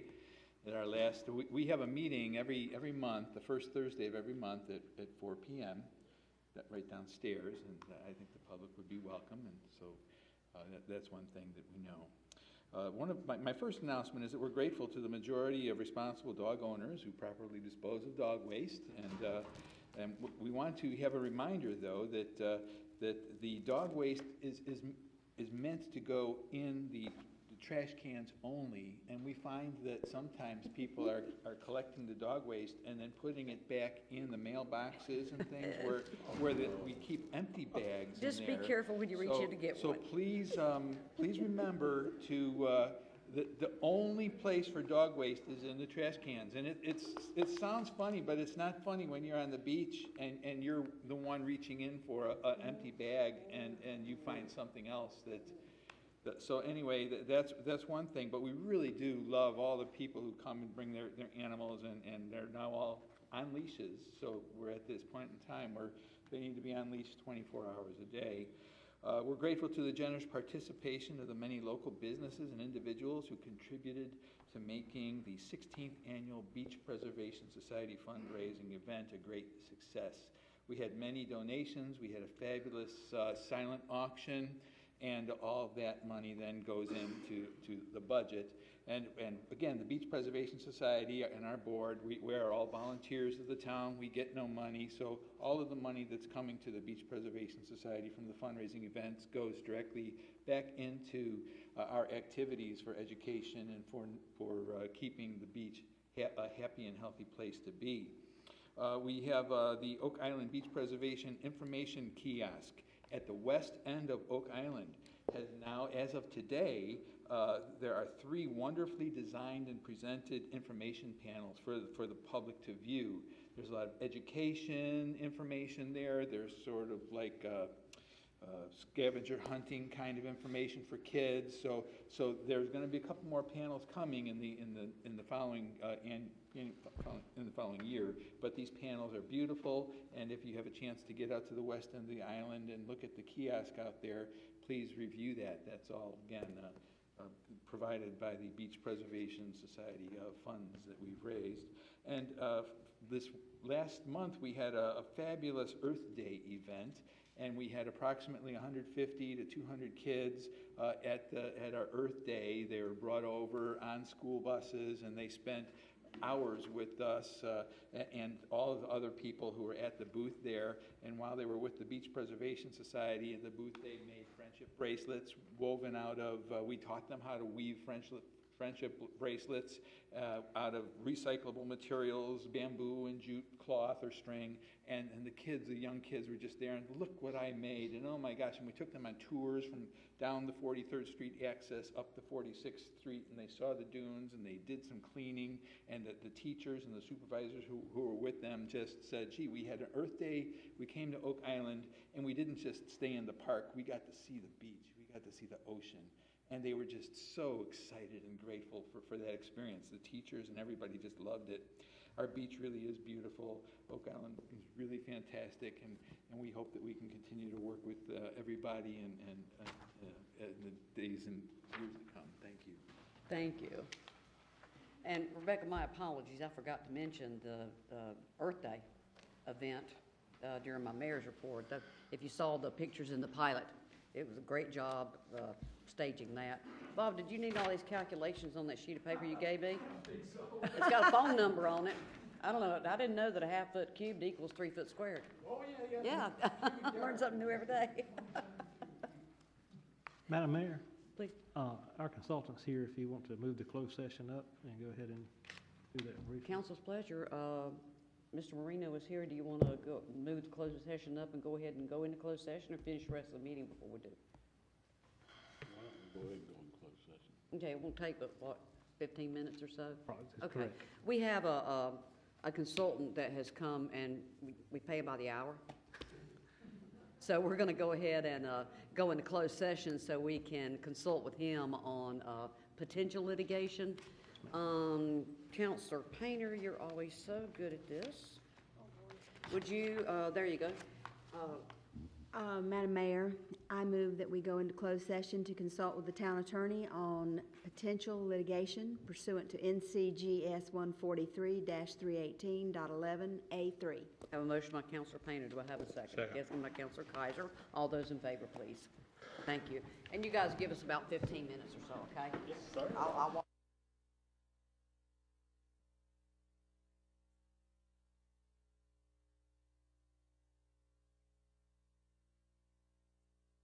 Count 3 days of Christmas. Okay, we will call the meeting back to order. Council took no action during closed session. We will continue with the rest of the meeting. Next, we have administrative reports. Mr. Holloman, please. Thank you, Mayor. Just call your attention, several pages of statistical information now that you have from different departments. So we'll be providing that monthly to keep the people informed about different departmental goings-on, and also some text and sentence description going over special projects. Also, last meeting, you asked for a report on Beach Rocks. There's a 2-page synopsis in there on what happened with the rocks from 2000 to 2010. So if you have any questions on that, Kathleen spent a lot of time looking that information up. So and actually the Hurricane Ana revealed a lot more of those rocks as we saw on the beach this morning. So it's kind of exacerbated the problem temporarily. I guess also in that vein, there's been several people ask questions about the dunes and what the town might be able to do about the dunes as far as the escarpment and that type of thing. Some of that will naturally slough off in the next couple of weeks. As I mentioned earlier, George has already been, his crew's been working on the accesses and getting them passable both by vehicles for emergency access and by the walkover crossovers.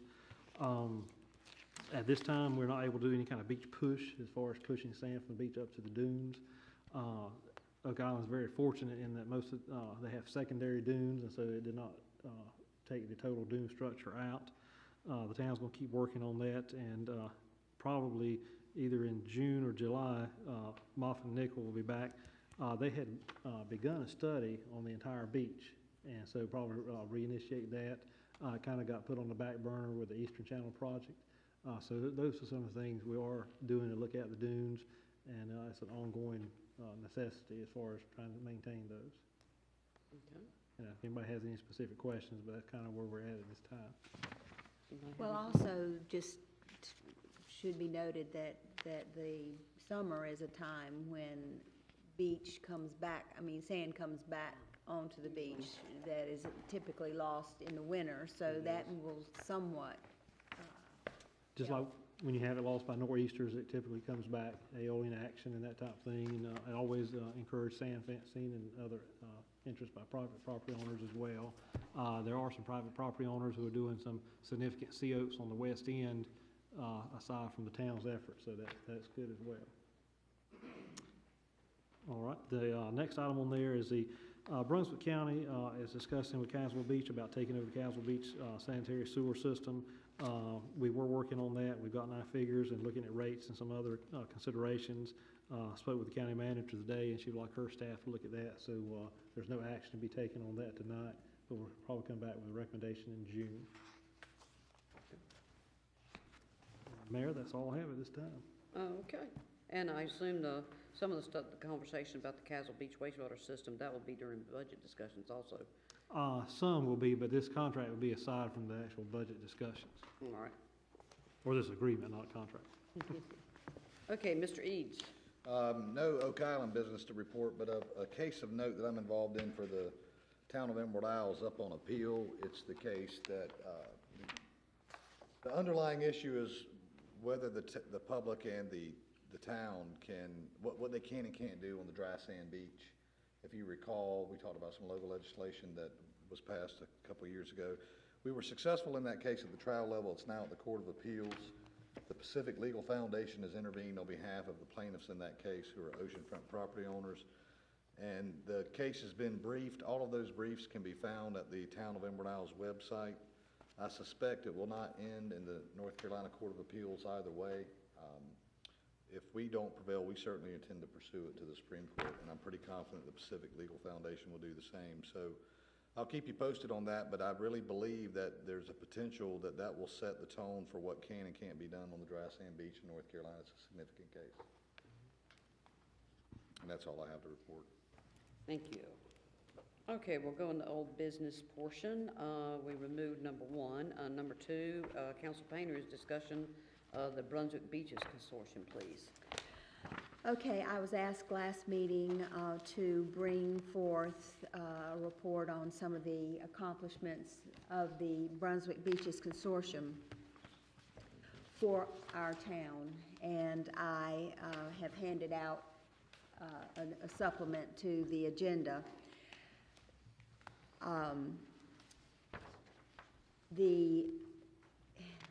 And I don't know if that I really want to take the time to read through all of this, but just in general, the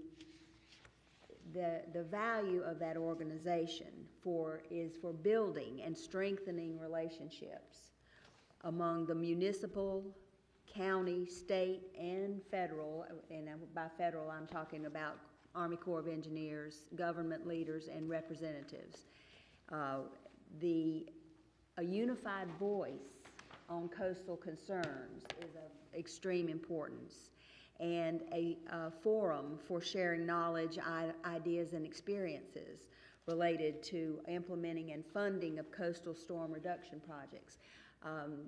Vicki Sturgill's comments about the Brunswick County Realtors Association breakfast and the presentation by Dr. Nicole Elko, which is on the Brunswick Realtors Association website already, and I think you wanted to get that presentation on our town website. But she was very dynamic, and she stressed the fact that without a dedicated funding source at all levels, that we really do not have a comprehensive beach nourishment program in the state. And she talked about other states and what type of funding mechanisms they had. But one thing that I underlined that she said was that successful funding models include having an advocacy group a coalition to sustain momentum. And so it looks like potentially we will be the group, if it does continue, and all the other towns are kind of voting on that in their respective council meetings this month. And I think most are in favor from what I can tell. The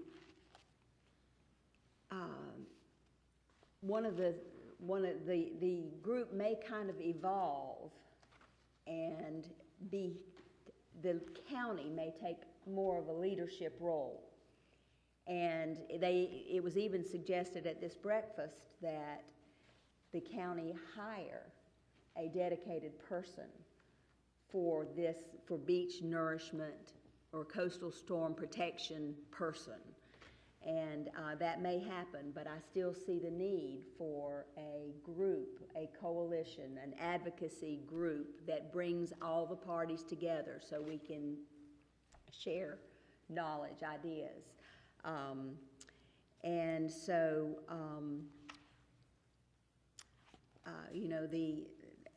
you can look at specifics. I've listed quite a few specifics, but to me, just to kind of shorten and get to the point, I do believe that, I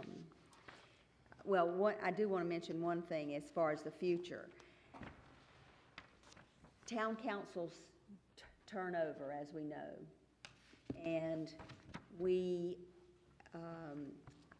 I don't plan to run again this fall. Our previous beach nourishment or beach shore protection person, council member, is not on council anymore. So when that type of thing happens, groups such as this can provide stability and continuity as new people are brought on board for these to fill those roles.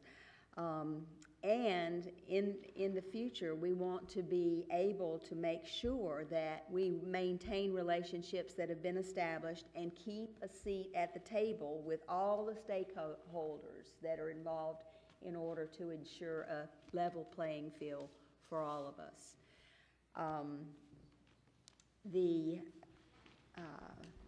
And this beach nourishment funding is the most important thing facing us.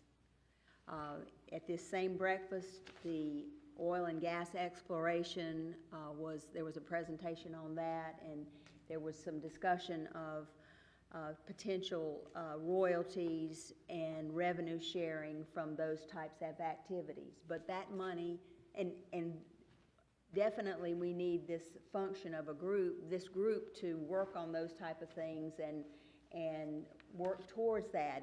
If indeed those activities are approved for the future, we want to have the revenue shared. I know that not everybody's in favor of those things, but if indeed they do go on, a potential source for beach nourishment funding would be revenue sharing. But those revenues are going to be, I think the date that was thrown out was perhaps 2035 before revenue would come to us from those sources. So we need revenue now. We need to move forward to get significant funding, and I believe that the Brunswick Beaches, this group, and I do think we're going to move forward under a different name. The name that was suggested in the packet was Brunswick Coastal Communities Consortium, and we even had a modification of that to take out consortium and make it the Brunswick Coastal Communities Association. I think our town manager, Mr. Holloman, suggested another name, so we may have some other additional names, but I think we may move forward under a different name if we will vote to move forward. So With that said, first, I would like to, and anybody can call me on more specific projects that have benefited the town, so I won't take the time to list those. With that said, I would like to make a motion that the town of Oak Island continue its membership in what was previously known as the Brunswick Beaches Consortium, and under whatever name is agreed upon at our next meeting, which will be June 18th, and it will be held at the county complex. We have a motion by Counselor Painter. Do we have a second? I second the motion. Counselor Medina, second. And you did say in your motion that we would participate, right? Participate. Okay. Whatever that means. It's not been spelled out yet, right? Well, if we agree, first of all, if we agree to do that, then I will ask if there are any additional comments on the agreements that go along with that. Just a comment on page 47, A, the Budget Financial Planning Committee shall be formed. I'd like to add to their responsibilities to provide a quarterly financial statement to the participating municipalities.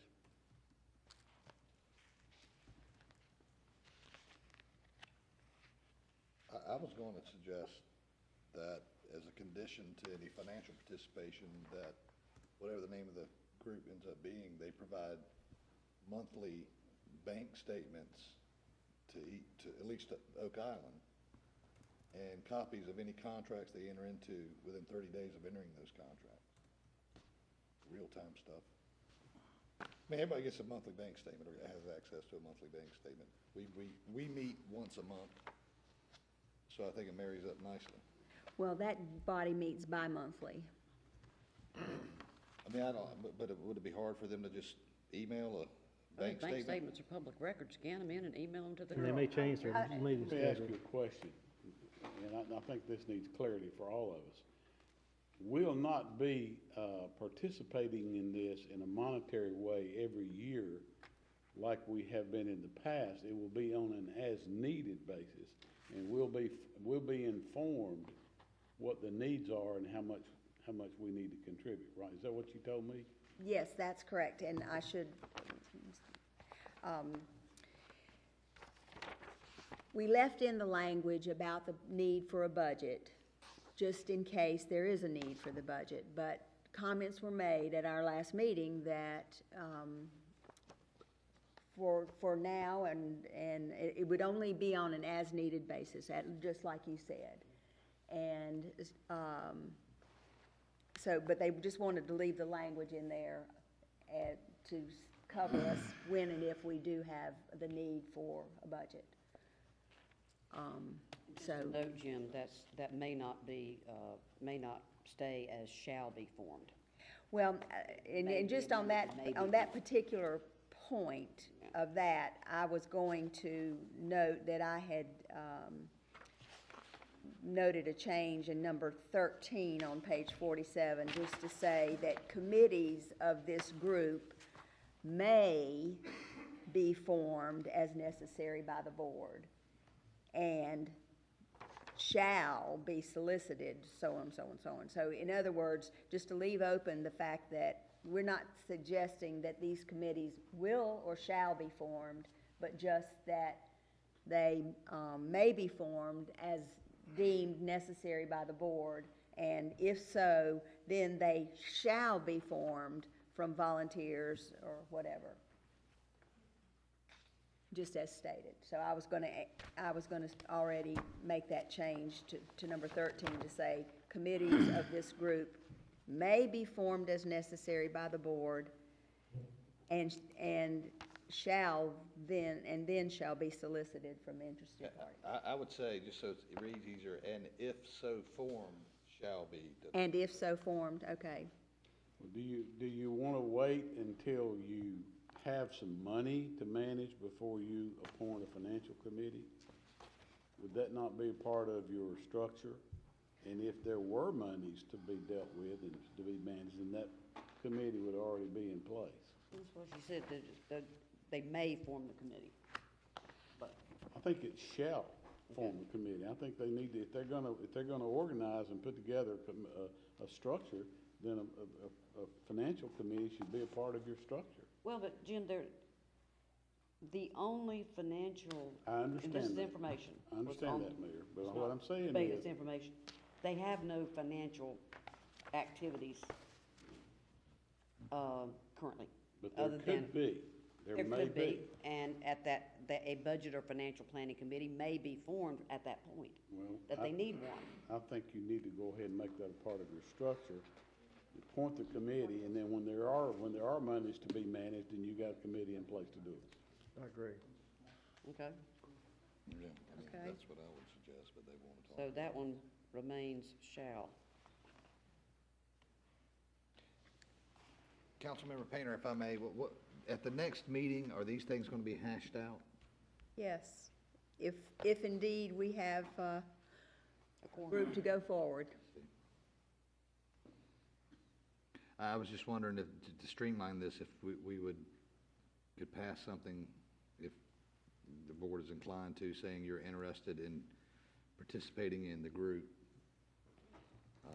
pending, as they develop the structure, what you get back. In other words, we're in, but it's premature right now type Okay, thing. well, I think that's But it's fine up to because y'all. we actually will have one more meeting before the next BBC meeting.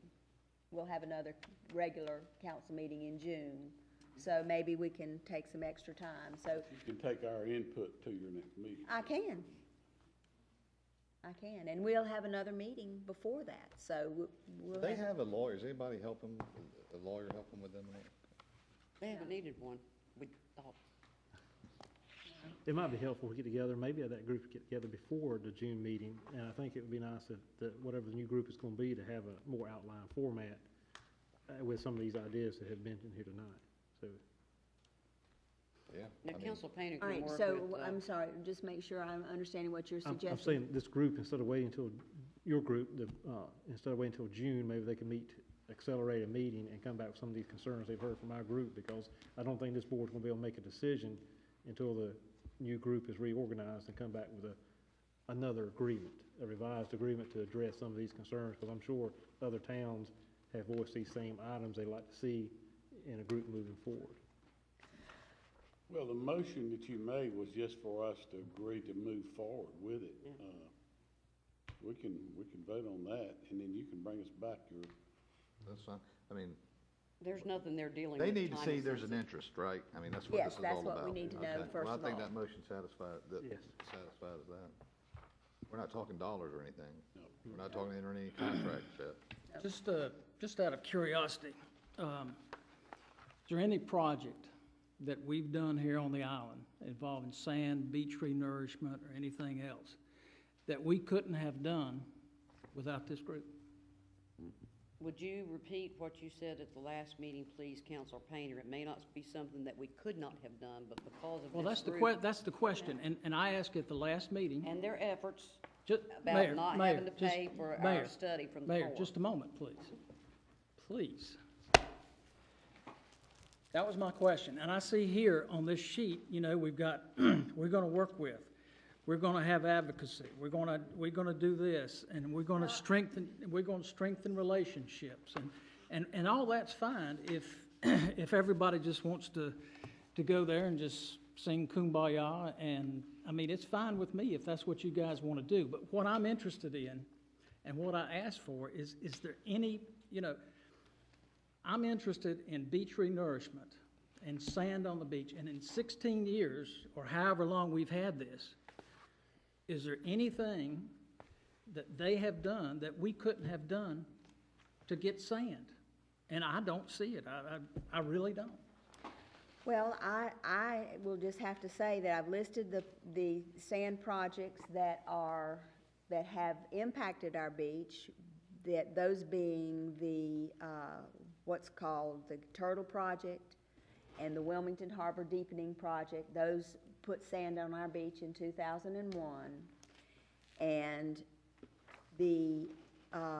and Holden Beach and Caswell Beach were involved in the Wilmington Harbor Deepening Project as well.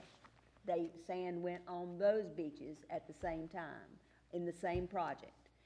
We have the sand management plan that's in place today, which is dredging, associated with dredging the Wilmington Harbor Channel. Every 2 years, sand goes either to our eastern end plus of our island plus Caswell Beach.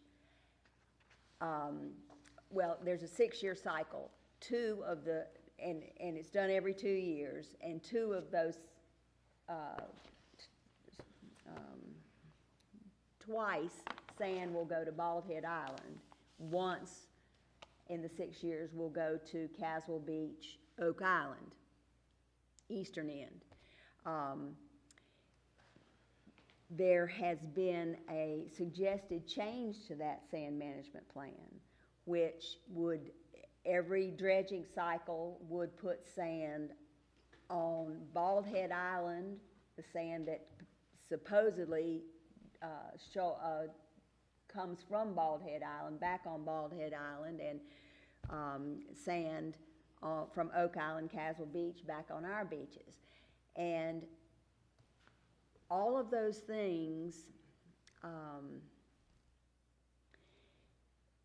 the planning for that and the discussions on how those projects will take place, and you know, you need to have the towns there together to talk about them, and you need to have cooperation.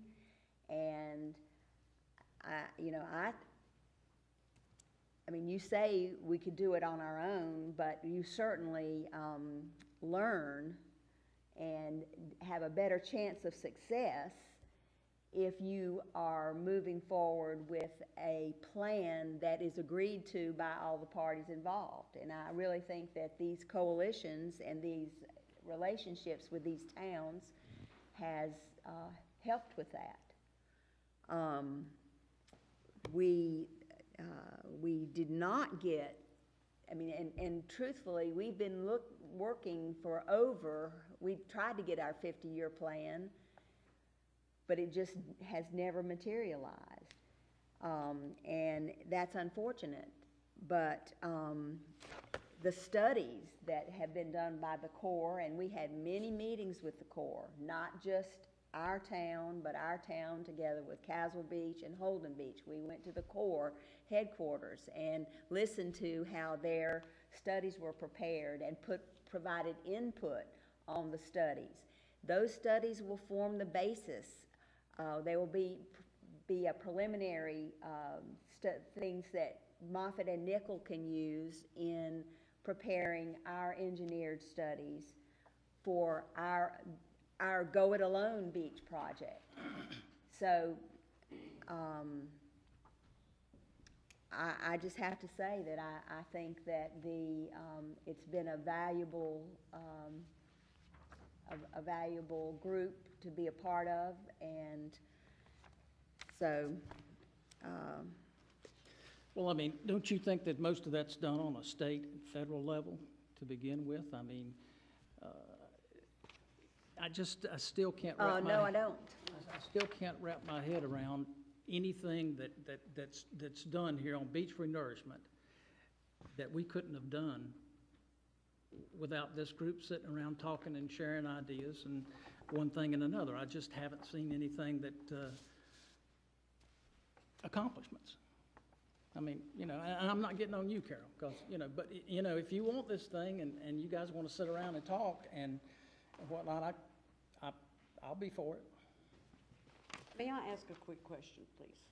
This is a question of her. I know that Councilor Scott is, and as we all are, very much interested in the beach renourishment, but over the past 10 to 15 years with the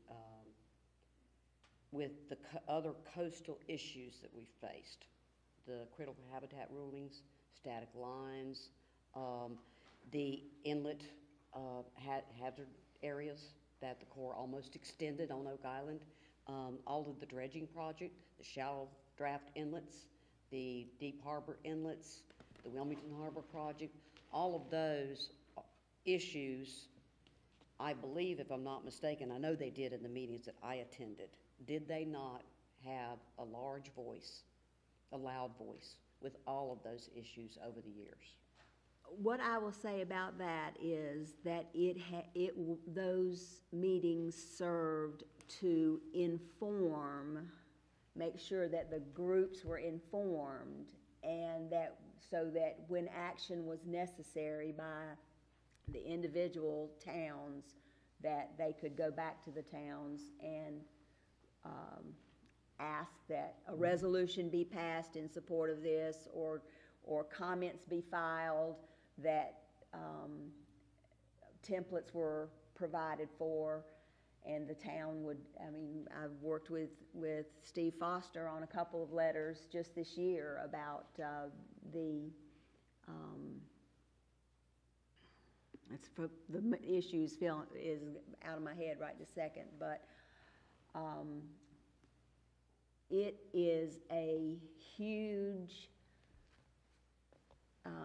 thing to wrap your head around, the whole beach, all the coastal issues, and I feel like that Dr. Elko at that Realtors Association, I can only just say that her words to the group that I underlined were that successful beach nourishment funding models include an advocacy group / coalition that will sustain the momentum. And at these meetings, the Corps of Engineers would attend and provide information and updates of the projects that were going on. We were informed of potential bills in the General Assembly that we needed to pay attention to. So I was at that meeting too. And like I said, you see the video, you'll be impressed by it. But I know Commissioner Cook got up here and stated that we've got to have groups to start working on getting funding for renourishment, or we're going to be behind the 8 ball. And if we've got groups that are willing to work together, along with our county commissioners, along with everybody else, and it's not costing us nothing, I say let them do it. Because if not, I can't see myself sitting in here meeting after meeting after meeting trying to figure out how we're going to renourish our beaches. Because that's what it's going to take if we don't have a group that works for us. So if they're willing to do it and they're spending their time and effort to do this, and they get partnership with the county, since everybody seems to be getting on this same page now, it's not a time to take a step back and look at something. It's time to move forward. Because renourishment is going to happen. And we're going to have somebody who's willing to take that stand and go. And I think, let's don't stop them. I mean, it's not costing us nothing. Let's go for it. Well, and we all know the biggest thing we've got facing us over the next 10 years is beach renourishment. Yeah. We have made no provision for that. And we're going to be, you said we might get behind, we're already behind the 8 ball. And if we, anything that would help us in that process, I mean, I don't know how we could go back and look at this organization's 16 years old, I think, the last time I looked, and what they've accomplished or haven't accomplished over the last 16 years, but maybe they have had some positive input. But I just, I believe, I believe what Jeff just said. If we've got an advocacy group that's willing to get out there and be on the front lines working, it isn't going to cost us anything at this point. Why not? And in light of that, Mayor, we've been discussing this 22 minutes. I make most of the call question. Call for the question. We had a motion and the second, and you seconded it. Okay, call all those in favor, please. And it is unanimous. You know what I need is one of those little paper triangles that you can flip across the desk. Okay, going to the new business portion, and let's have condensed discussions on these things. Consideration of approving the engineering services for the design of a stormwater system. Madam Mr. Holloman, Mayor, please. George Napier is going to give our introduction to our speaker who's been waiting patiently back there and learning all about Oak Island, so. I'm going to turn it over to Mr. Ames Clark from John R. McAdams Company. He's the Water Resources, Director of the Water Resources and Infrastructure, and he's going to give an overview of the proposed engineer services for the stormwater management. So that's who that is. That's me. Thanks, George. Mayor Wallace, members of council, I appreciate your time tonight. We will run through this quickly and maybe get to answer any questions that anybody has as soon as we can. Not sure how to get the PowerPoint back. There we go. I didn't do anything. It just happened. There you go.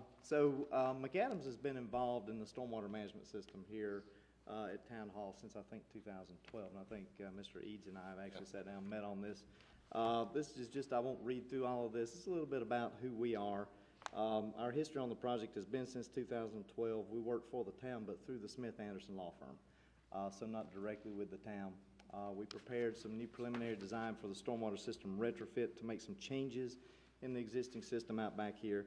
And we prepared the current, what's now the effective stormwater permit for the Town Hall stormwater management system that was approved by the town, I believe, in 2013, September or so of 2013. So I just want to sort of roll through the current status of that and what's there now, what we need to change it to, and sort of what our proposal includes. So the stormwater permit that was issued by the town in 2013 requires abandonment of the existing stormwater storage and pump system. There's a large series of pipes in this lower parking area that are now full of water because it's a failing system structurally, and so they're full of water now.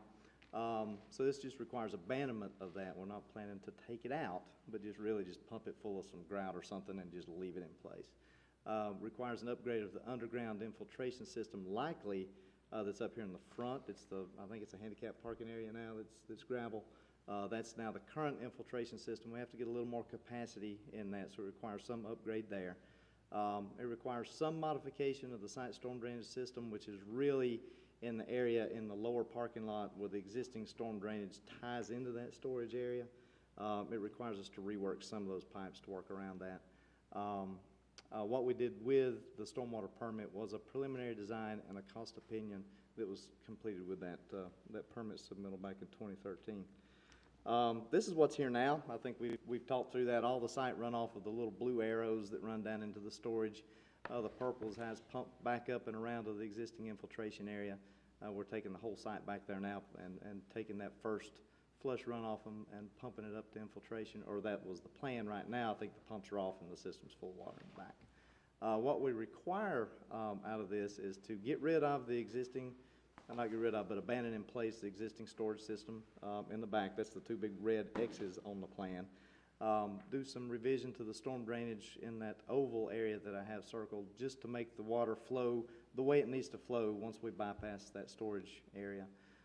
Collect part of the rooftop, which is in the, I'm pointing like you can see exactly where I'm pointing at, but it's inside the black dashed line up over, I believe, the town hall side. And we take that roof runoff and take that directly over to the infiltration area. So we're bypassing the pump, we're just taking roof runoff, we're putting it over into the infiltration area, and that's the new stormwater management system for the site. So it's a little simpler, but that's what needs to be done under the new permit. And so I've got a few pictures of just the areas that need to be collected, just picking up these downspouts from the rooftop, that I guess front portion of the building, and taking that in, and then putting that into an upgraded underground infiltration area under the gravel lot. The proposal that we have presented to staff includes the full design specifications for the system. It includes some as-built, well, not some as-built, includes all the as-built survey and certifications, includes some construction observation, bid assistance, preparing the bid packages for contractors, A couple things it doesn't include that will need to be rolled in are infiltration testing under that parking area. We don't do that, and we just need to confirm that it is what it, still is for, for infiltration underneath. And we have the contaminated soil issue here on site that we'll be revisiting when we have to change around the storm drain system, some in the back. And so the contractors, they come in with their package, they could actually be responsible for just testing that as it comes out to make sure that it's not contaminated. So those things are not included in our contract, but our contract really includes everything else to get the design specifications and take it through construction. So Can't require them to bid on that, though, put it in their bid. we can require the contractor to put that in the bid. The one thing that is not included in our contract that would need to be done as part of the design is verification of the infiltration rates in that infiltration area. We need to do that. But other than that, our contract can. I don't mean to interrupt you. We can. And we can actually, it's not in our contract now, but we can actually get that and subcontract that through underneath us. It's probably a, $1,500 or $2,000 addition. Add that in on our contract and just do it as a subconsultant. So with that, I will turn it over. Any questions anybody I have? just want to add, Madam Mayor, McAdams netted the town several $100,000 in that lawsuit we had back there. I found them extremely competent, extremely helpful, and they have a track record with this town that's been very financially favored. So the 46,665.62, that is total through the end of this project, or is it just for this? That's total design to the end of the project, no construction. The only thing that doesn't include is the infiltration that I've mentioned before that we would need to add under as a subconsultant or something like that. It's probably another couple $1,000. Don't know the exact number, but I assume the town would just want one contract through us or another consultant. So we could wrap that under, so I can have that added fairly quickly. And it doesn't include the construction, the actual construction of the Right. system. We have to, if the board doesn't take action, we can't proceed to get the bids that we need to actually do the work. So that's why we're asking for this. Do you have any idea or an opinion of what this might cost? We did an initial cost opinion, and I believe it was in the range of $190,000 for construction. That didn't include the design, so the total between the two would be about $250,000. Our cost opinion was done in 2013. I think it's probably still pretty valid, but it's never been to a contractor for bid. We have contractors on staff that, ex-contractors on staff, and they did that cost opinion. But it has never been to a contractor to bid. But I think full out is probably in the $250,000 range, design and construction. You mentioned the potential for contaminated soil conditions there. I know we faced that when this building was built. In the building site. Were the outlying areas not tested then? Does anybody know? There's monitoring wells out there still. There are, I don't know if Paul Clark, I think it was Paul Clark, Yeah. right, that did that? I don't know if he's still doing Hired it. to monitor it for quite some time. Well, my next question is, if that could be an issue, I'd like to know it going in or ahead of time. I don't like rock. Could be, I mean, there closet. could be some testing that's done early on, where we would actually, dig up pipe to pull it up to see. I mean, the issue I think is once you dig it up, then you can't reuse that as fill back where you're going in, so you have to take that to the landfill and then bring in something new and put it in, so. Could you not do some test borings to see? You could, it would be, like pothole, like take a backhoe, dig it up, take the soil sample out and test it. We don't have the history of the environmental testing on the site, so I don't know if that would be something that you would want Clark to do. We actually now do environmental remediation, so we could come and do some We of that could work. talk about that, but Clark probably has the most intimate knowledge back there as anybody. Well, that'd be good information to have. I think so too. But as Tim said, this is the first step to, I guess they could do soil samples before putting the bids out, but at the same time, Tim, is your preference to? Well, as far as the history of the site, I don't know, if there's been any, I hadn't talked about the potential contamination, but if there's not been a history of tanks on site, I'm not so sure that we have significant problems. I thought it was just a spot problem. But, so, potential issues? So, well, if it's the board's pleasure, then maybe we could seek a motion where we could do some preliminary testing, and then if there's no significant issues, proceed on with the bid document. With the Y'all do proposal. testing? We actually do. Got a ballpark number on that? I don't, but I could email you one very, very quickly. We could do this in two parts. Let the first part be the testing and the second part be the actual design and bid and construction management portion. And it may be that this company did this before, could say, well, that, you know, we remediated that back there when we did the building site, or whatever. We just need to know. And I think actually this area was disturbed during the building site, but, you know, the water was contaminated, so my fear was, It you was dug up the migrating. soil, you put the soil back in, it migrates back into the soil and it recontaminates the soil again, so. I think it behooved the town, just from what I recall during that litigation, to do some testing. Know what you're getting into. Somebody want any more questions? Somebody want to make a motion, please? You go ahead and do this one. She's done the other ones. I make a motion to authorize the town manager to engage the J.R. McAdams Company for Engineering Services to design a stormwater system for the town hall and the police department, prepare a bid package for construction of the system, to provide project management and supervision of construction for 466552, and also to include necessary environmental testing to determine soil conditions in that area. Well, the way I'd like it to be structured, that's fine, but we don't enter into the actual contract, that contract that's in the agenda package, until after the preliminary soil samples are done, and we bring that back to the board. See, Okay, your tell us how motion's we need to fine. word it. Well, I was thinking before we wouldn't have to bring it back to the board, but you'd rather bring it back. I don't think your motion's fine, I want the minutes to reflect that, as my understanding and the way I'm gonna present it to McAdams, is we want some preliminary testing done, and subject to the results of that testing, Tim's been authorized to enter into this contract with you. That makes sense. That sounds good to me. That way, we're not bound to a contract we may not wanna go forward with, depending on the testing. Yeah. I agree. Would you like to reword your motion Well, you. to include necessary environmental testing in advance of? Yeah, just say the necessary environmental testing prior to any construction beginning. Right. We have it, the minutes reflect what I said, and if y'all agree with my annotations,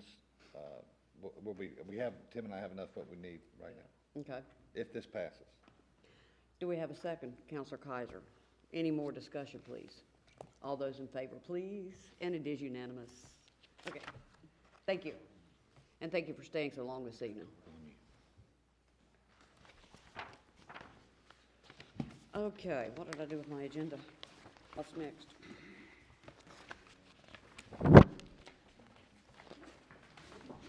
The agenda's not on the thing anymore. Okay, next we have the, Josh, do we need to do number 2 and number 3 together under new business, kinda, sorta? Well, you I mean, don't they could go in conjunction with each other?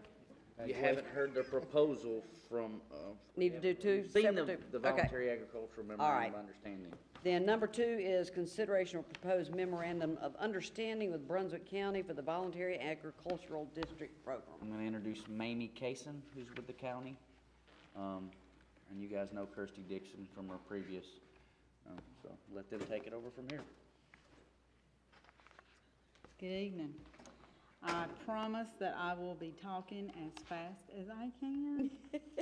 I do want to share some information with you, though, on the Brunswick County Voluntary Ag District Program. Tonight, I actually work with the Brunswick Soil and Water Conservation District, but I'm here tonight to represent the Brunswick County Voluntary Ag District Board. And I certainly want to tell you that I appreciate the opportunity to come and talk with you about the Voluntary Ag District Program. I personally feel that it's one of the best opportunities that the farmers in Brunswick County have access to. The Brunswick County Voluntary Ag District Program is designed to increase awareness and pride for agriculture, for the agriculture community in Brunswick County.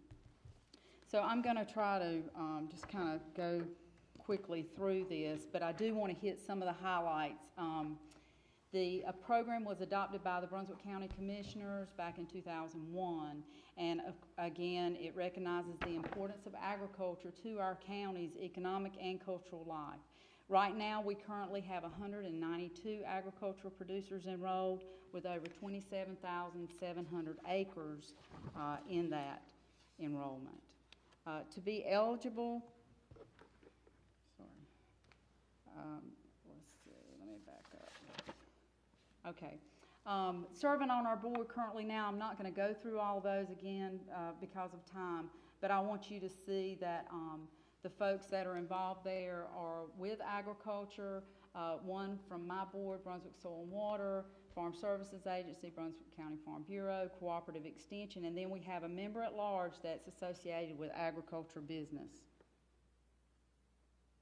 The benefits of enrolling, of course, again, was increasing awareness of agriculture, protection from nuisance lawsuits, and also what I think is vitally important for the Ag District program is the liaison that it serves between agriculture and our Brunswick County Commissioners.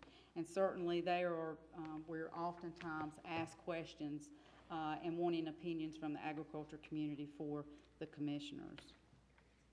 I'd like to add that the board also functions as a recommendation board. So a lot of times we take our Unified Development Ordinance text amendments through them and get their recommendations and their input prior to doing it. And that is vital to making sure we have a well-balanced ordinance.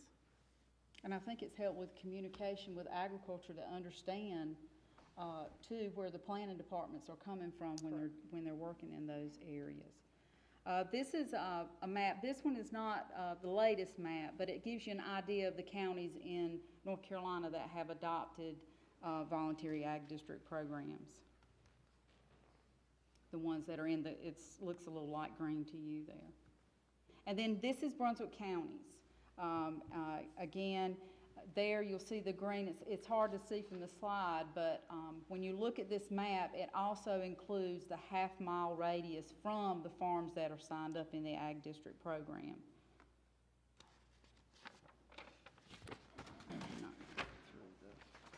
This is what the signs look like that the farmers receive once they're enrolled to display on their farms. The sign-up is for a 10-year period. And I just want, I'm kind of skipping through a few things that I'm not going to go into, but I do want to mention that there's a minimum of 3 acres for a farm to be qualified to enroll. It needs a farm number assigned by Farm Services Agency, and also the soils need to be conducive to farming activities, whether it's forest land or whether it's horticulture, livestock, wildlife. So it is agriculture production. And it cannot be located in a planned development unless it were, the planned development was planned to have farming within it. And from a planning standpoint, that's important. We don't want farms in the middle of our subdivision. So there's an application fee associated with it, $50 fee, and what that does is it gives the producer the sign, but it also pays for the recording to happen at the Register of Deeds. So when a title search is done, this is going to be flagged that property owners adjacent to are looking at purchasing property or purchasing property it's close to an agriculture district. So there may be activities going on there related to agriculture. Right now, I'm just going to kind of go through these slides quickly. I wanted to share with you a little bit about agriculture in Brunswick County because I wasn't real sure that this was probably a place that you see that a lot, but I want you to know just what is happening in the agriculture community and know that it is vitally important to Brunswick County. So I'm just going to kind of slide through and show you some of the crops.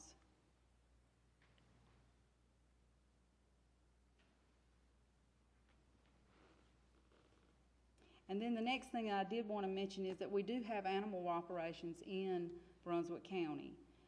Again, you see those listed, and I'm just sliding through some of the slides on that just to show you those. One of the most interesting statistics that I always do is that Brunswick County is #1 in tomatoes in the state. I just think it's an amazing statistic. In the whole entire state, they're #1. There's somewhere in Brunswick County that they grow well? Send to my house, show me how. There's a big tomato farm in northern Brunswick County. Cool. And then I just show you a few of the conservation practices that go along with the agriculture operations, and knowing that a lot of our farmers are very environmentally friendly, and they care about their farms and how their farms will be there for their future generations.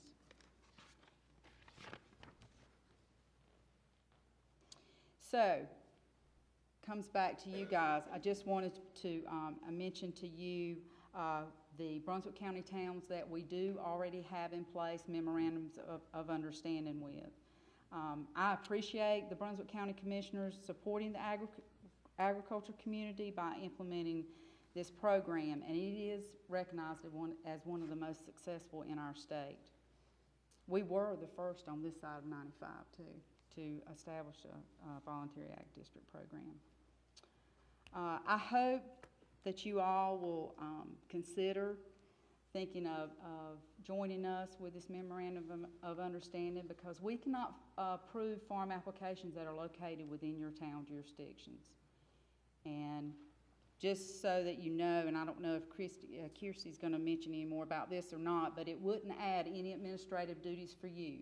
By agreeing to enter into a memorandum of understanding, the Brunswick County Voluntary Ag District would handle all the administrative portions of when someone is interested in signing up. The farm application process would go right through the Brunswick County Voluntary Ag District program.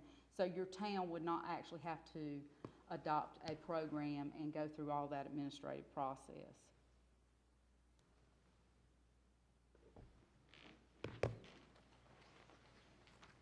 I did want to mention too that we currently do have an application for a farm that's located within your town limits, but we can't move forward with it without approval of an MOU. So, I don't know if anyone has any questions, but I just show you, these are staff contacts. Of course, Kirsty, myself, Mark Blevins, and Michelle Casey with Brunswick County Cooperative Extension, she's our clerk. Any of us can answer questions for you all. And then at this time, I would be glad to take on any questions. And again, I apologize for talking really, really fast, but I was trying. Just so you guys know the farm they're talking about, Davy Herring, everybody may know him, Davis Herring. He also operates the mine off of Airport Road. He's got about 65 acres of blueberries that he's got irrigated now. May have done that prior to getting his farm number, but he's got that farm.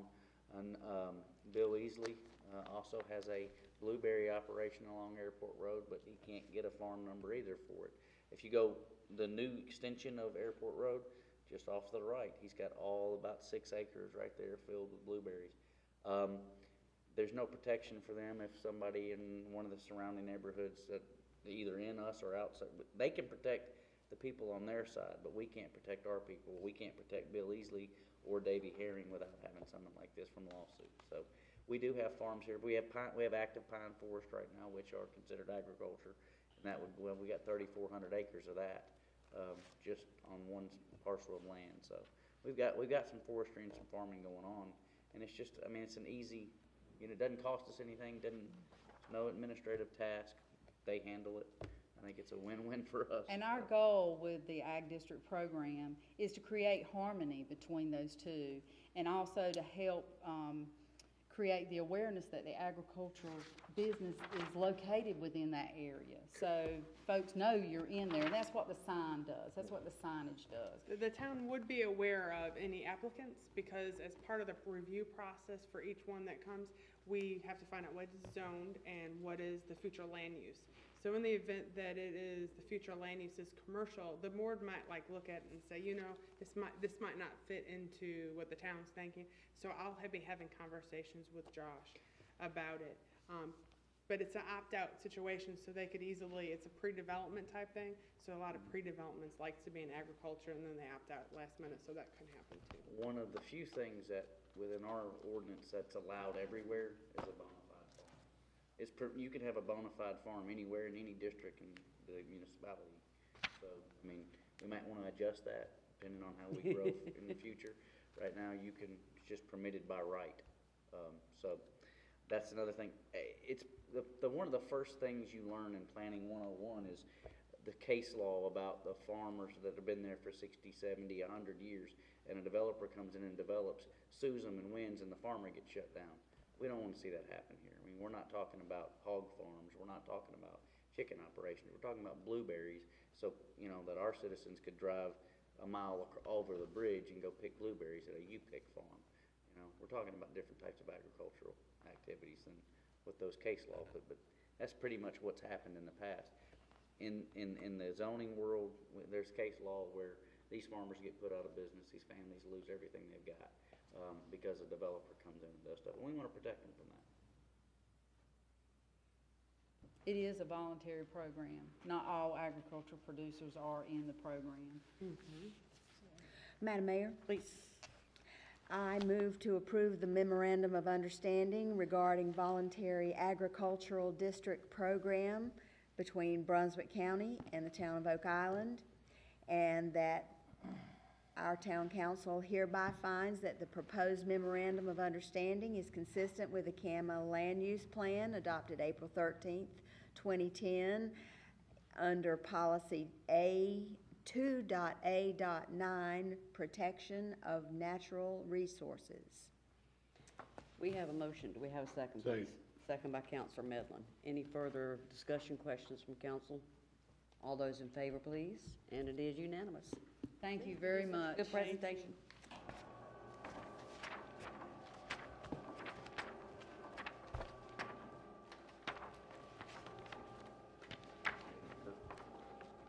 It's Kirsty again.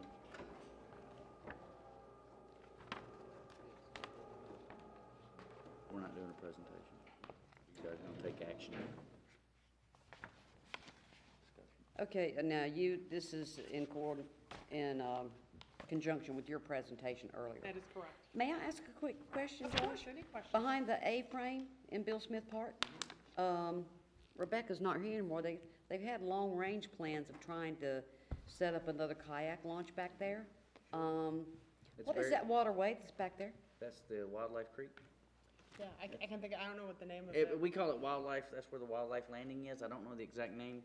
Dutchman's Creek. It's on the map of Dutchman's Creek. Dutchman Creek, okay, well, Yeah, we it call would it be, because Wildlife. that's where Dutchman Creek But Park. actually. But I mean, if we got a kayak launch out there, we could include it in we could add it to our blueways We on the can map? put it in the plan so that in the Yeah. future you can help get funding to fund that kayak launch. Well, working with Casey with the Wildlife Resources, that's very close, almost if not the exact location a greenway would go through to go around Carolina Place to connect to Southport around Dutchman Creek. And their Blueway plan would fit right into that, so. And do areas like the walkway behind the rec center, going through our swamps and the marsh with our nice walkways and going over to the beach, that's Greenway and Blueway, right? All of it, all of this stuff would get mapped. Okay. We know where it is because we live here. Yeah. But tourists don't know where it is. They get here and they get confused. They go to the rec center, we're trying to do it all together. Our ultimate goal is to get funding from DOT to continue to improve our roads and our access for our citizens. That's what we're trying to do. Without these plans, it just doesn't work anymore. It's a minimum criteria. Strength in numbers. And Josh, this wouldn't start until after July 1. Pardon me? This is only asked for requests after July 1. This request is Yeah, whenever you say it can be. Yeah. Yes, sir. And we put it in our next fiscal year budget. Okay, so. Madam Mayor, please. I make a motion to appropriate a not-to-exceed amount of $5,000 for the development of a county-wide Greenway/Blueways corridor plan, and that our town council hereby finds that the appropriations are consistent with the CAMA land use plan adopted April 13th, 2010, under policy 2.A.12, management of environmentally sensitive lands, policy 2.A.9, protection of natural resources, and action 2.A.9A, the town will maintain the zoning of open space areas such as marshes and other environmentally sensitive lands and expand where possible. the town has an open spaced zoning district. To be dispersed Included in the 15-16 budget. and to be included in the Included in the 2016 fiscal year okay. budget. Okay. Have a motion, we have a second. I'll second for discussion. Thank you. Second by Counselor Weinskopf for discussion. And the discussion is, we're getting ready to go into our budget process. Everybody in every committee that asks for money, we always discuss this at our budget process. And I think this is premature to bring it up now to approve until we go through our budget process. Is there any time-intensive issues facing the farmers that want to do this so that they can get farm numbers and so forth? No, this is different. This is Oh, this is ag thing, yeah, I'm sorry. I think even the counties appropriated their funds for 15, 16. Right, yeah, So that's where our funds we're are. all going for the money from Well, next year. We're working on partnerships between now and July 1st, and then after that, we Springtime. wanna like move forward rapidly. We're hoping that 19 communities will pitch in, but chances of that happening in Brunswick County not real good. So you may end up giving us 1,000. It just depends on what each one of the And if we municipalities. get the grant money we're trying to get too, I mean, so it can fluctuate. Yeah. I mean, I'd actually like to look as we get the rest of our funding requests coming in, this being part of it, as we go through it and look at things, and then settle on what we wanna do. And Mayor and Commissioners, one other question too, if we wind up being fewer communities participate, the maximum would be $5,000 for us, right? It would not go up with fewer participants. We've got just under $26,000 projected. Yeah. For a budget, and if we can get, we have grant funding sources that we're looking for between 10 and 20,000.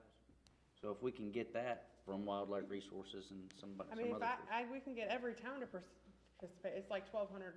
Yeah. We won't be able to get the Bolivias and Sandy Creeks and Yeah. North and Brunswick just not County to gonna. participate. They're not, it's not going to. But, we hope to get a lot of, even the smaller communities doing $500. That's a contributing, you know. You know, I'm not against it, and I can't say honestly that I'm for it. I'm just, I would like to see us look at this in the scope of our new budget, because I don't know what the outside funding requests look like, because we haven't seen it yet. So I would like to put this off until at least our June meeting. Would you like to withdraw your I motion? withdraw my motion. Withdraw your second.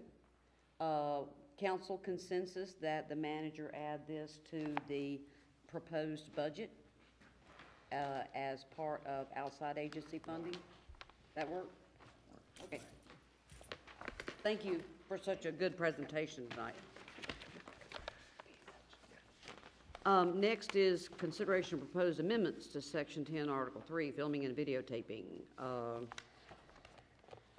Mr. Holloman, would you like to introduce this?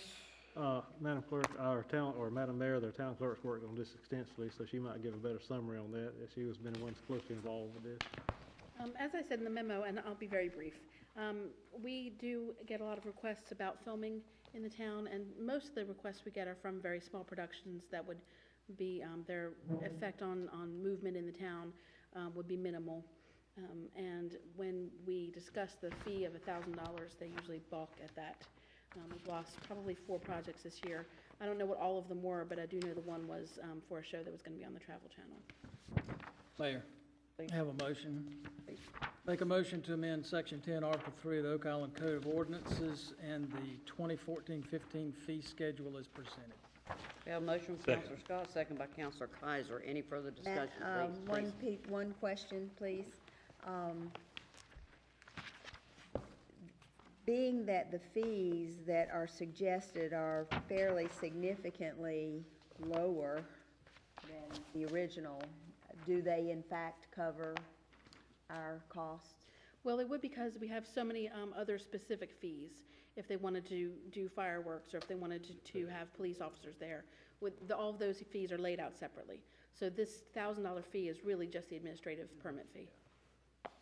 That's Okay. right. This is just administrative costs, as Lisa mentioned. If they have to require additional security or EMS, they have to pay for that as well. So this does not reduce their other obligations to provide these services. And most of the projects don't require those other services. Okay. Any further discussion? If not, all those in favor, please. And it is unanimous. Next is action, this is consideration of action to direct the planning board to make a recommendation on the definition of building height measurement in Oak Island town ordinances.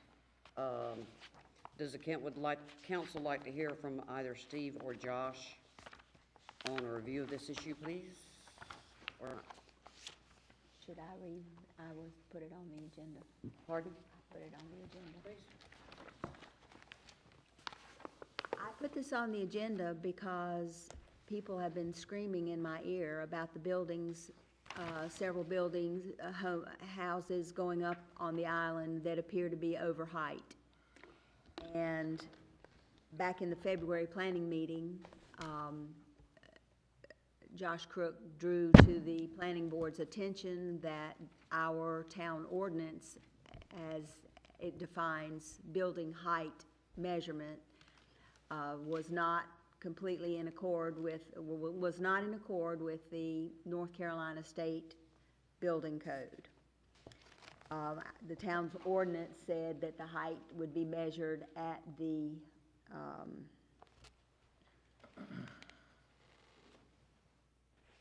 vertical distance from the average finished grade at the four corners of the structure to the highest point of the structure. The North Carolina State Building Code, I think we actually have that written in here, but basically, I think what it means is that the height shall be measured at the finished grade of the lowest point of a box drawn 6 feet out and around the corners of the house. To me, that seemed, it seemed that the situation that is on two structures that are very close to where I live, and they're near 801 Ocean Drive. It seems that the fill dirt was brought in directly under those houses, and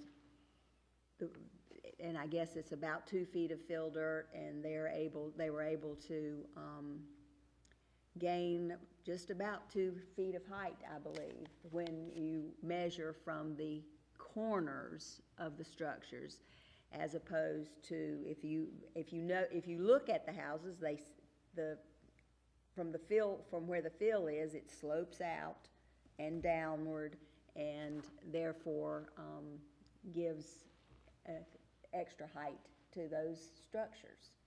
So the height is determined after they bring in fill dirt and place it where they want it to go? Is that the case?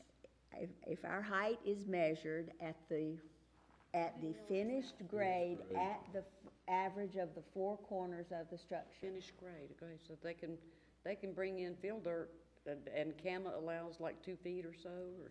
And with engineering, and as long as that, I don't foresee this probably ever happening very much, but they could foreseeably, with an engineer's approval, if it met the other stormwater and impervious surface and all those other things that go into that they have to meet, they could potentially bring in a lot more height that way. So that's why I brought this item. It seems like that there's been some discussions at the planning board meeting, but nothing has come forward to us so far. I did read the planning board draft minutes and noticed that one of the objections or one of the considerations was that, Josh, you noted that a survey might be required to determine the lowest point of a box drawn 6 feet out from the house, and I would just say to that it would, I can't imagine that there would be too many occasions when this survey would be required. It would only be when the builder is pushing that building height limit envelope. That's exactly what happens today. When we get within, I think I'm within a foot. I don't know if Steve's 2 feet, but when we see that, we require at the building, when the plywood goes on the trusses or on the rafters, we require that a surveyor verify the height, the height. And the two houses we're talking about, one's, 8 inches away from 41 feet, the other one's 3 inches away from 41 feet. They've not broke the rule, they just got close to it. I understand, we are still working with it in planning board. It is on the agenda for next Thursday. I met with 2 different members of the planning board today discussing this for approximately 2 hours. It is still, we've been doing it since February. I think the consensus of planning board is how you measure height is not really the issue. It's we need to probably look at limiting fill. If you limit the fill, and I'm going to provide an example to planning board very similar to the way Caswell Beach does it, we'll limit it to a certain distance. I think it's 2 feet above the crown of the adjacent road. That helps with both storm water but you're still talking about limiting fill for the entire size of the lot. That's different than limiting the fill. So if you say you can limit the entire, or you can put 2 feet of fill on in the entire lot, and it's a beachfront lot, and it's 7,500 square feet, and it's limited at 2 feet. Just because you raise it 3 feet at the building envelope does not mean you've completely raised that lot 2 feet. That amount of dirt is distributed amount the whole area. So you haven't met that requirement. We need to look at those kind of issues too. If we want to limit a height at the building pads, or however we need to do that, we need to address that issue more specifically than maybe the entire lot. And we're going to work through that with planning board and hopefully have something to you. The biggest concern I've had, and the chairman of the planning board had, and other members, and even Steve Edwards, is we at a staff level we'd have to buy equipment. Maybe Steve knows how to use the equipment to find the lowest point in a plane of, and actually 4 planes, to figure where that is, but we don't have it today. Today, Steve can go out, or I can go out and measure the height pretty close, within an inch, with a tape measure. And that makes it a whole lot easier on staff to verify what the engineer or what the surveyor is saying. But it is an ongoing conversation. We hope to bring something back to you after this Thursday's meeting. But again, I'm just there. I'm hoping they'll bring something back. It just doesn't, I'm not there. We also got a new request from Jenny Campbell Monday. She sent it out Friday, but she didn't send it to the proper email addresses. So we got it Monday, adding another layer of stuff that we're going to bring to planning board. And I'll get that to planning board hopefully I've got to have the agendas out by Thursday, so they'll have a week to review it. It's the only item I believe that's on there. It's the only one I really focused on, and that's what we'll focus on Thursday's meeting. Hopefully in June we'll have something to bring back to you. Well, I showed up at the March planning board meeting that was not held due to lack of business. Yes, ma'am. That will not happen this time. And I think we had an item of business that did not get discussed, this being it. I'm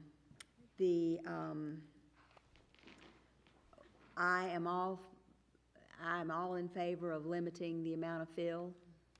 I think that's, however you want to do that, that's fine too, but I don't see any reason that you might want to do that in addition to changing our ordinance definition of building height measurement to bring it in line with the North Carolina State Building Code. And no matter what recommendation planning board brings back to this body, you can ignore it and do what you so choose.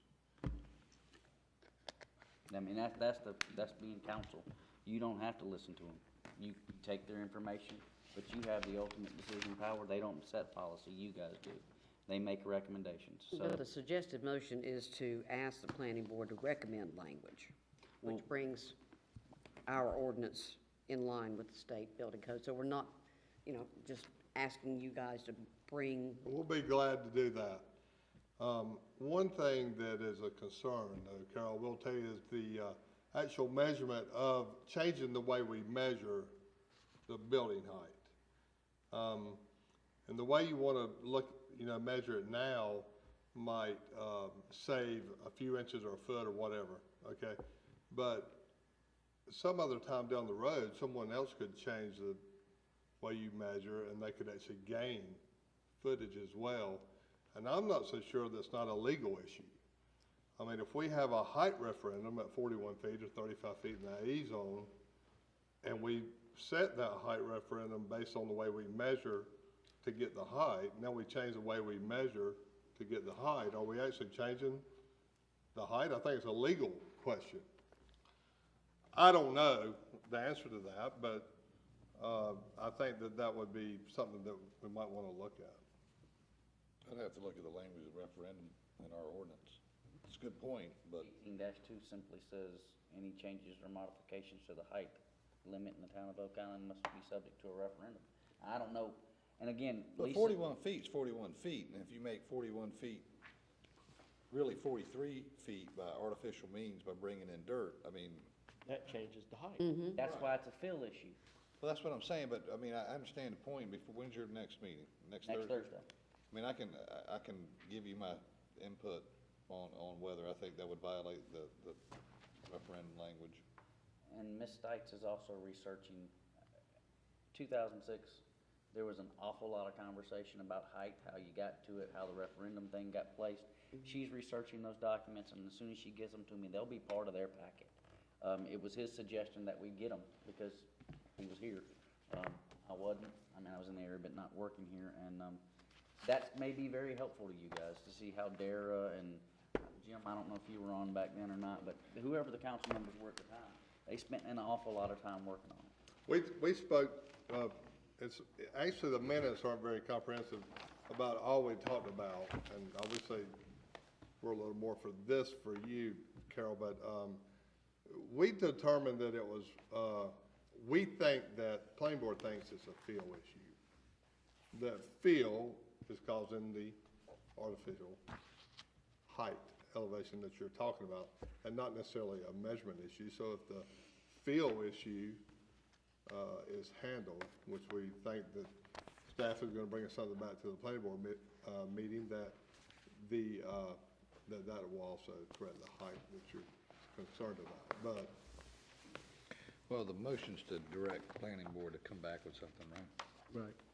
Well, I'll go ahead and formally make the motion to direct the planning board to recommend language which brings Oak Island's ordinance definition of building height measurement in line with the North Carolina State Building Code definition, and to direct the town clerk to set a public hearing on this issue for the June 9th council meeting. Do you want to mention in your motion anything about limiting fill, or you just want to leave it at Nope. that? Okay. Have a motion by Counselor Painter. Do we have a second? Second. Second by Counselor Weinkauf. Discussion? Anybody? All those in favor? And all those opposed? Motion carries 4-1 with Counselor Medlin dissenting. Okay. We'll see you in June. Gosh, we'll talk. Next is a resolution of support for the City of Bowling Spring Lakes planned spillway project. Madam Clerk, this is presented by. Yes, I was contacted by Mary Stillwell, who is on the council for the City of Boiling Spring Lakes, and they are seeking grant funding for the spillway project, and they needed to have support by the other towns that would be affected by work that affected Highway 87. Madam Mayor, I make a motion to adopt the resolution of support for the City of Boiling Spring Lakes planned spillway project. Have a motion by Counselor Medlin, second by Counselor Scott. Any Just discussion a about question, it, please. I'm sorry, I don't want to Please. hold us up, but. Yep. And I meant to call Mary about this today myself, but I forgot.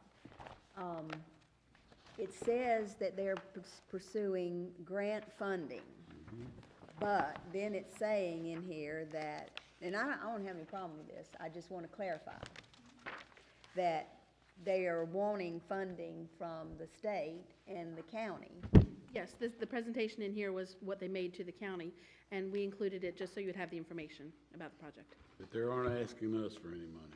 No, they're not asking us for money, but are they actually asking for some grant funding, or are they saying grant funding granted by the state and the county? It was relayed to me that they were seeking grant funding from the state and also seeking money from Brunswick County. Okay, well, I wonder if it's really. Well, if you get money from a state agency, it's called grant funding. Our Eastern Channel, 50% was called grant. Funding? Yes, yes. Okay, It's not an all right. official a Well, the grant resolution- application revenue, from an it's a organization, grant. correct? The resolution as written just says joins in the request, in requesting funding for this project, so it doesn't specify, Okay, that could be a all right. gift. Okay. Any other questions? All those in favor, please? And it is unanimous. We've already had our closed session. Chair will entertain a motion to adjourn, please. Motion to adjourn? Motion to adjourn, Counselor Weinkoff, seconded by Counselor Scott. All those in favor, please? Thank you, everybody, for staying as long as you did tonight, especially you, Cop.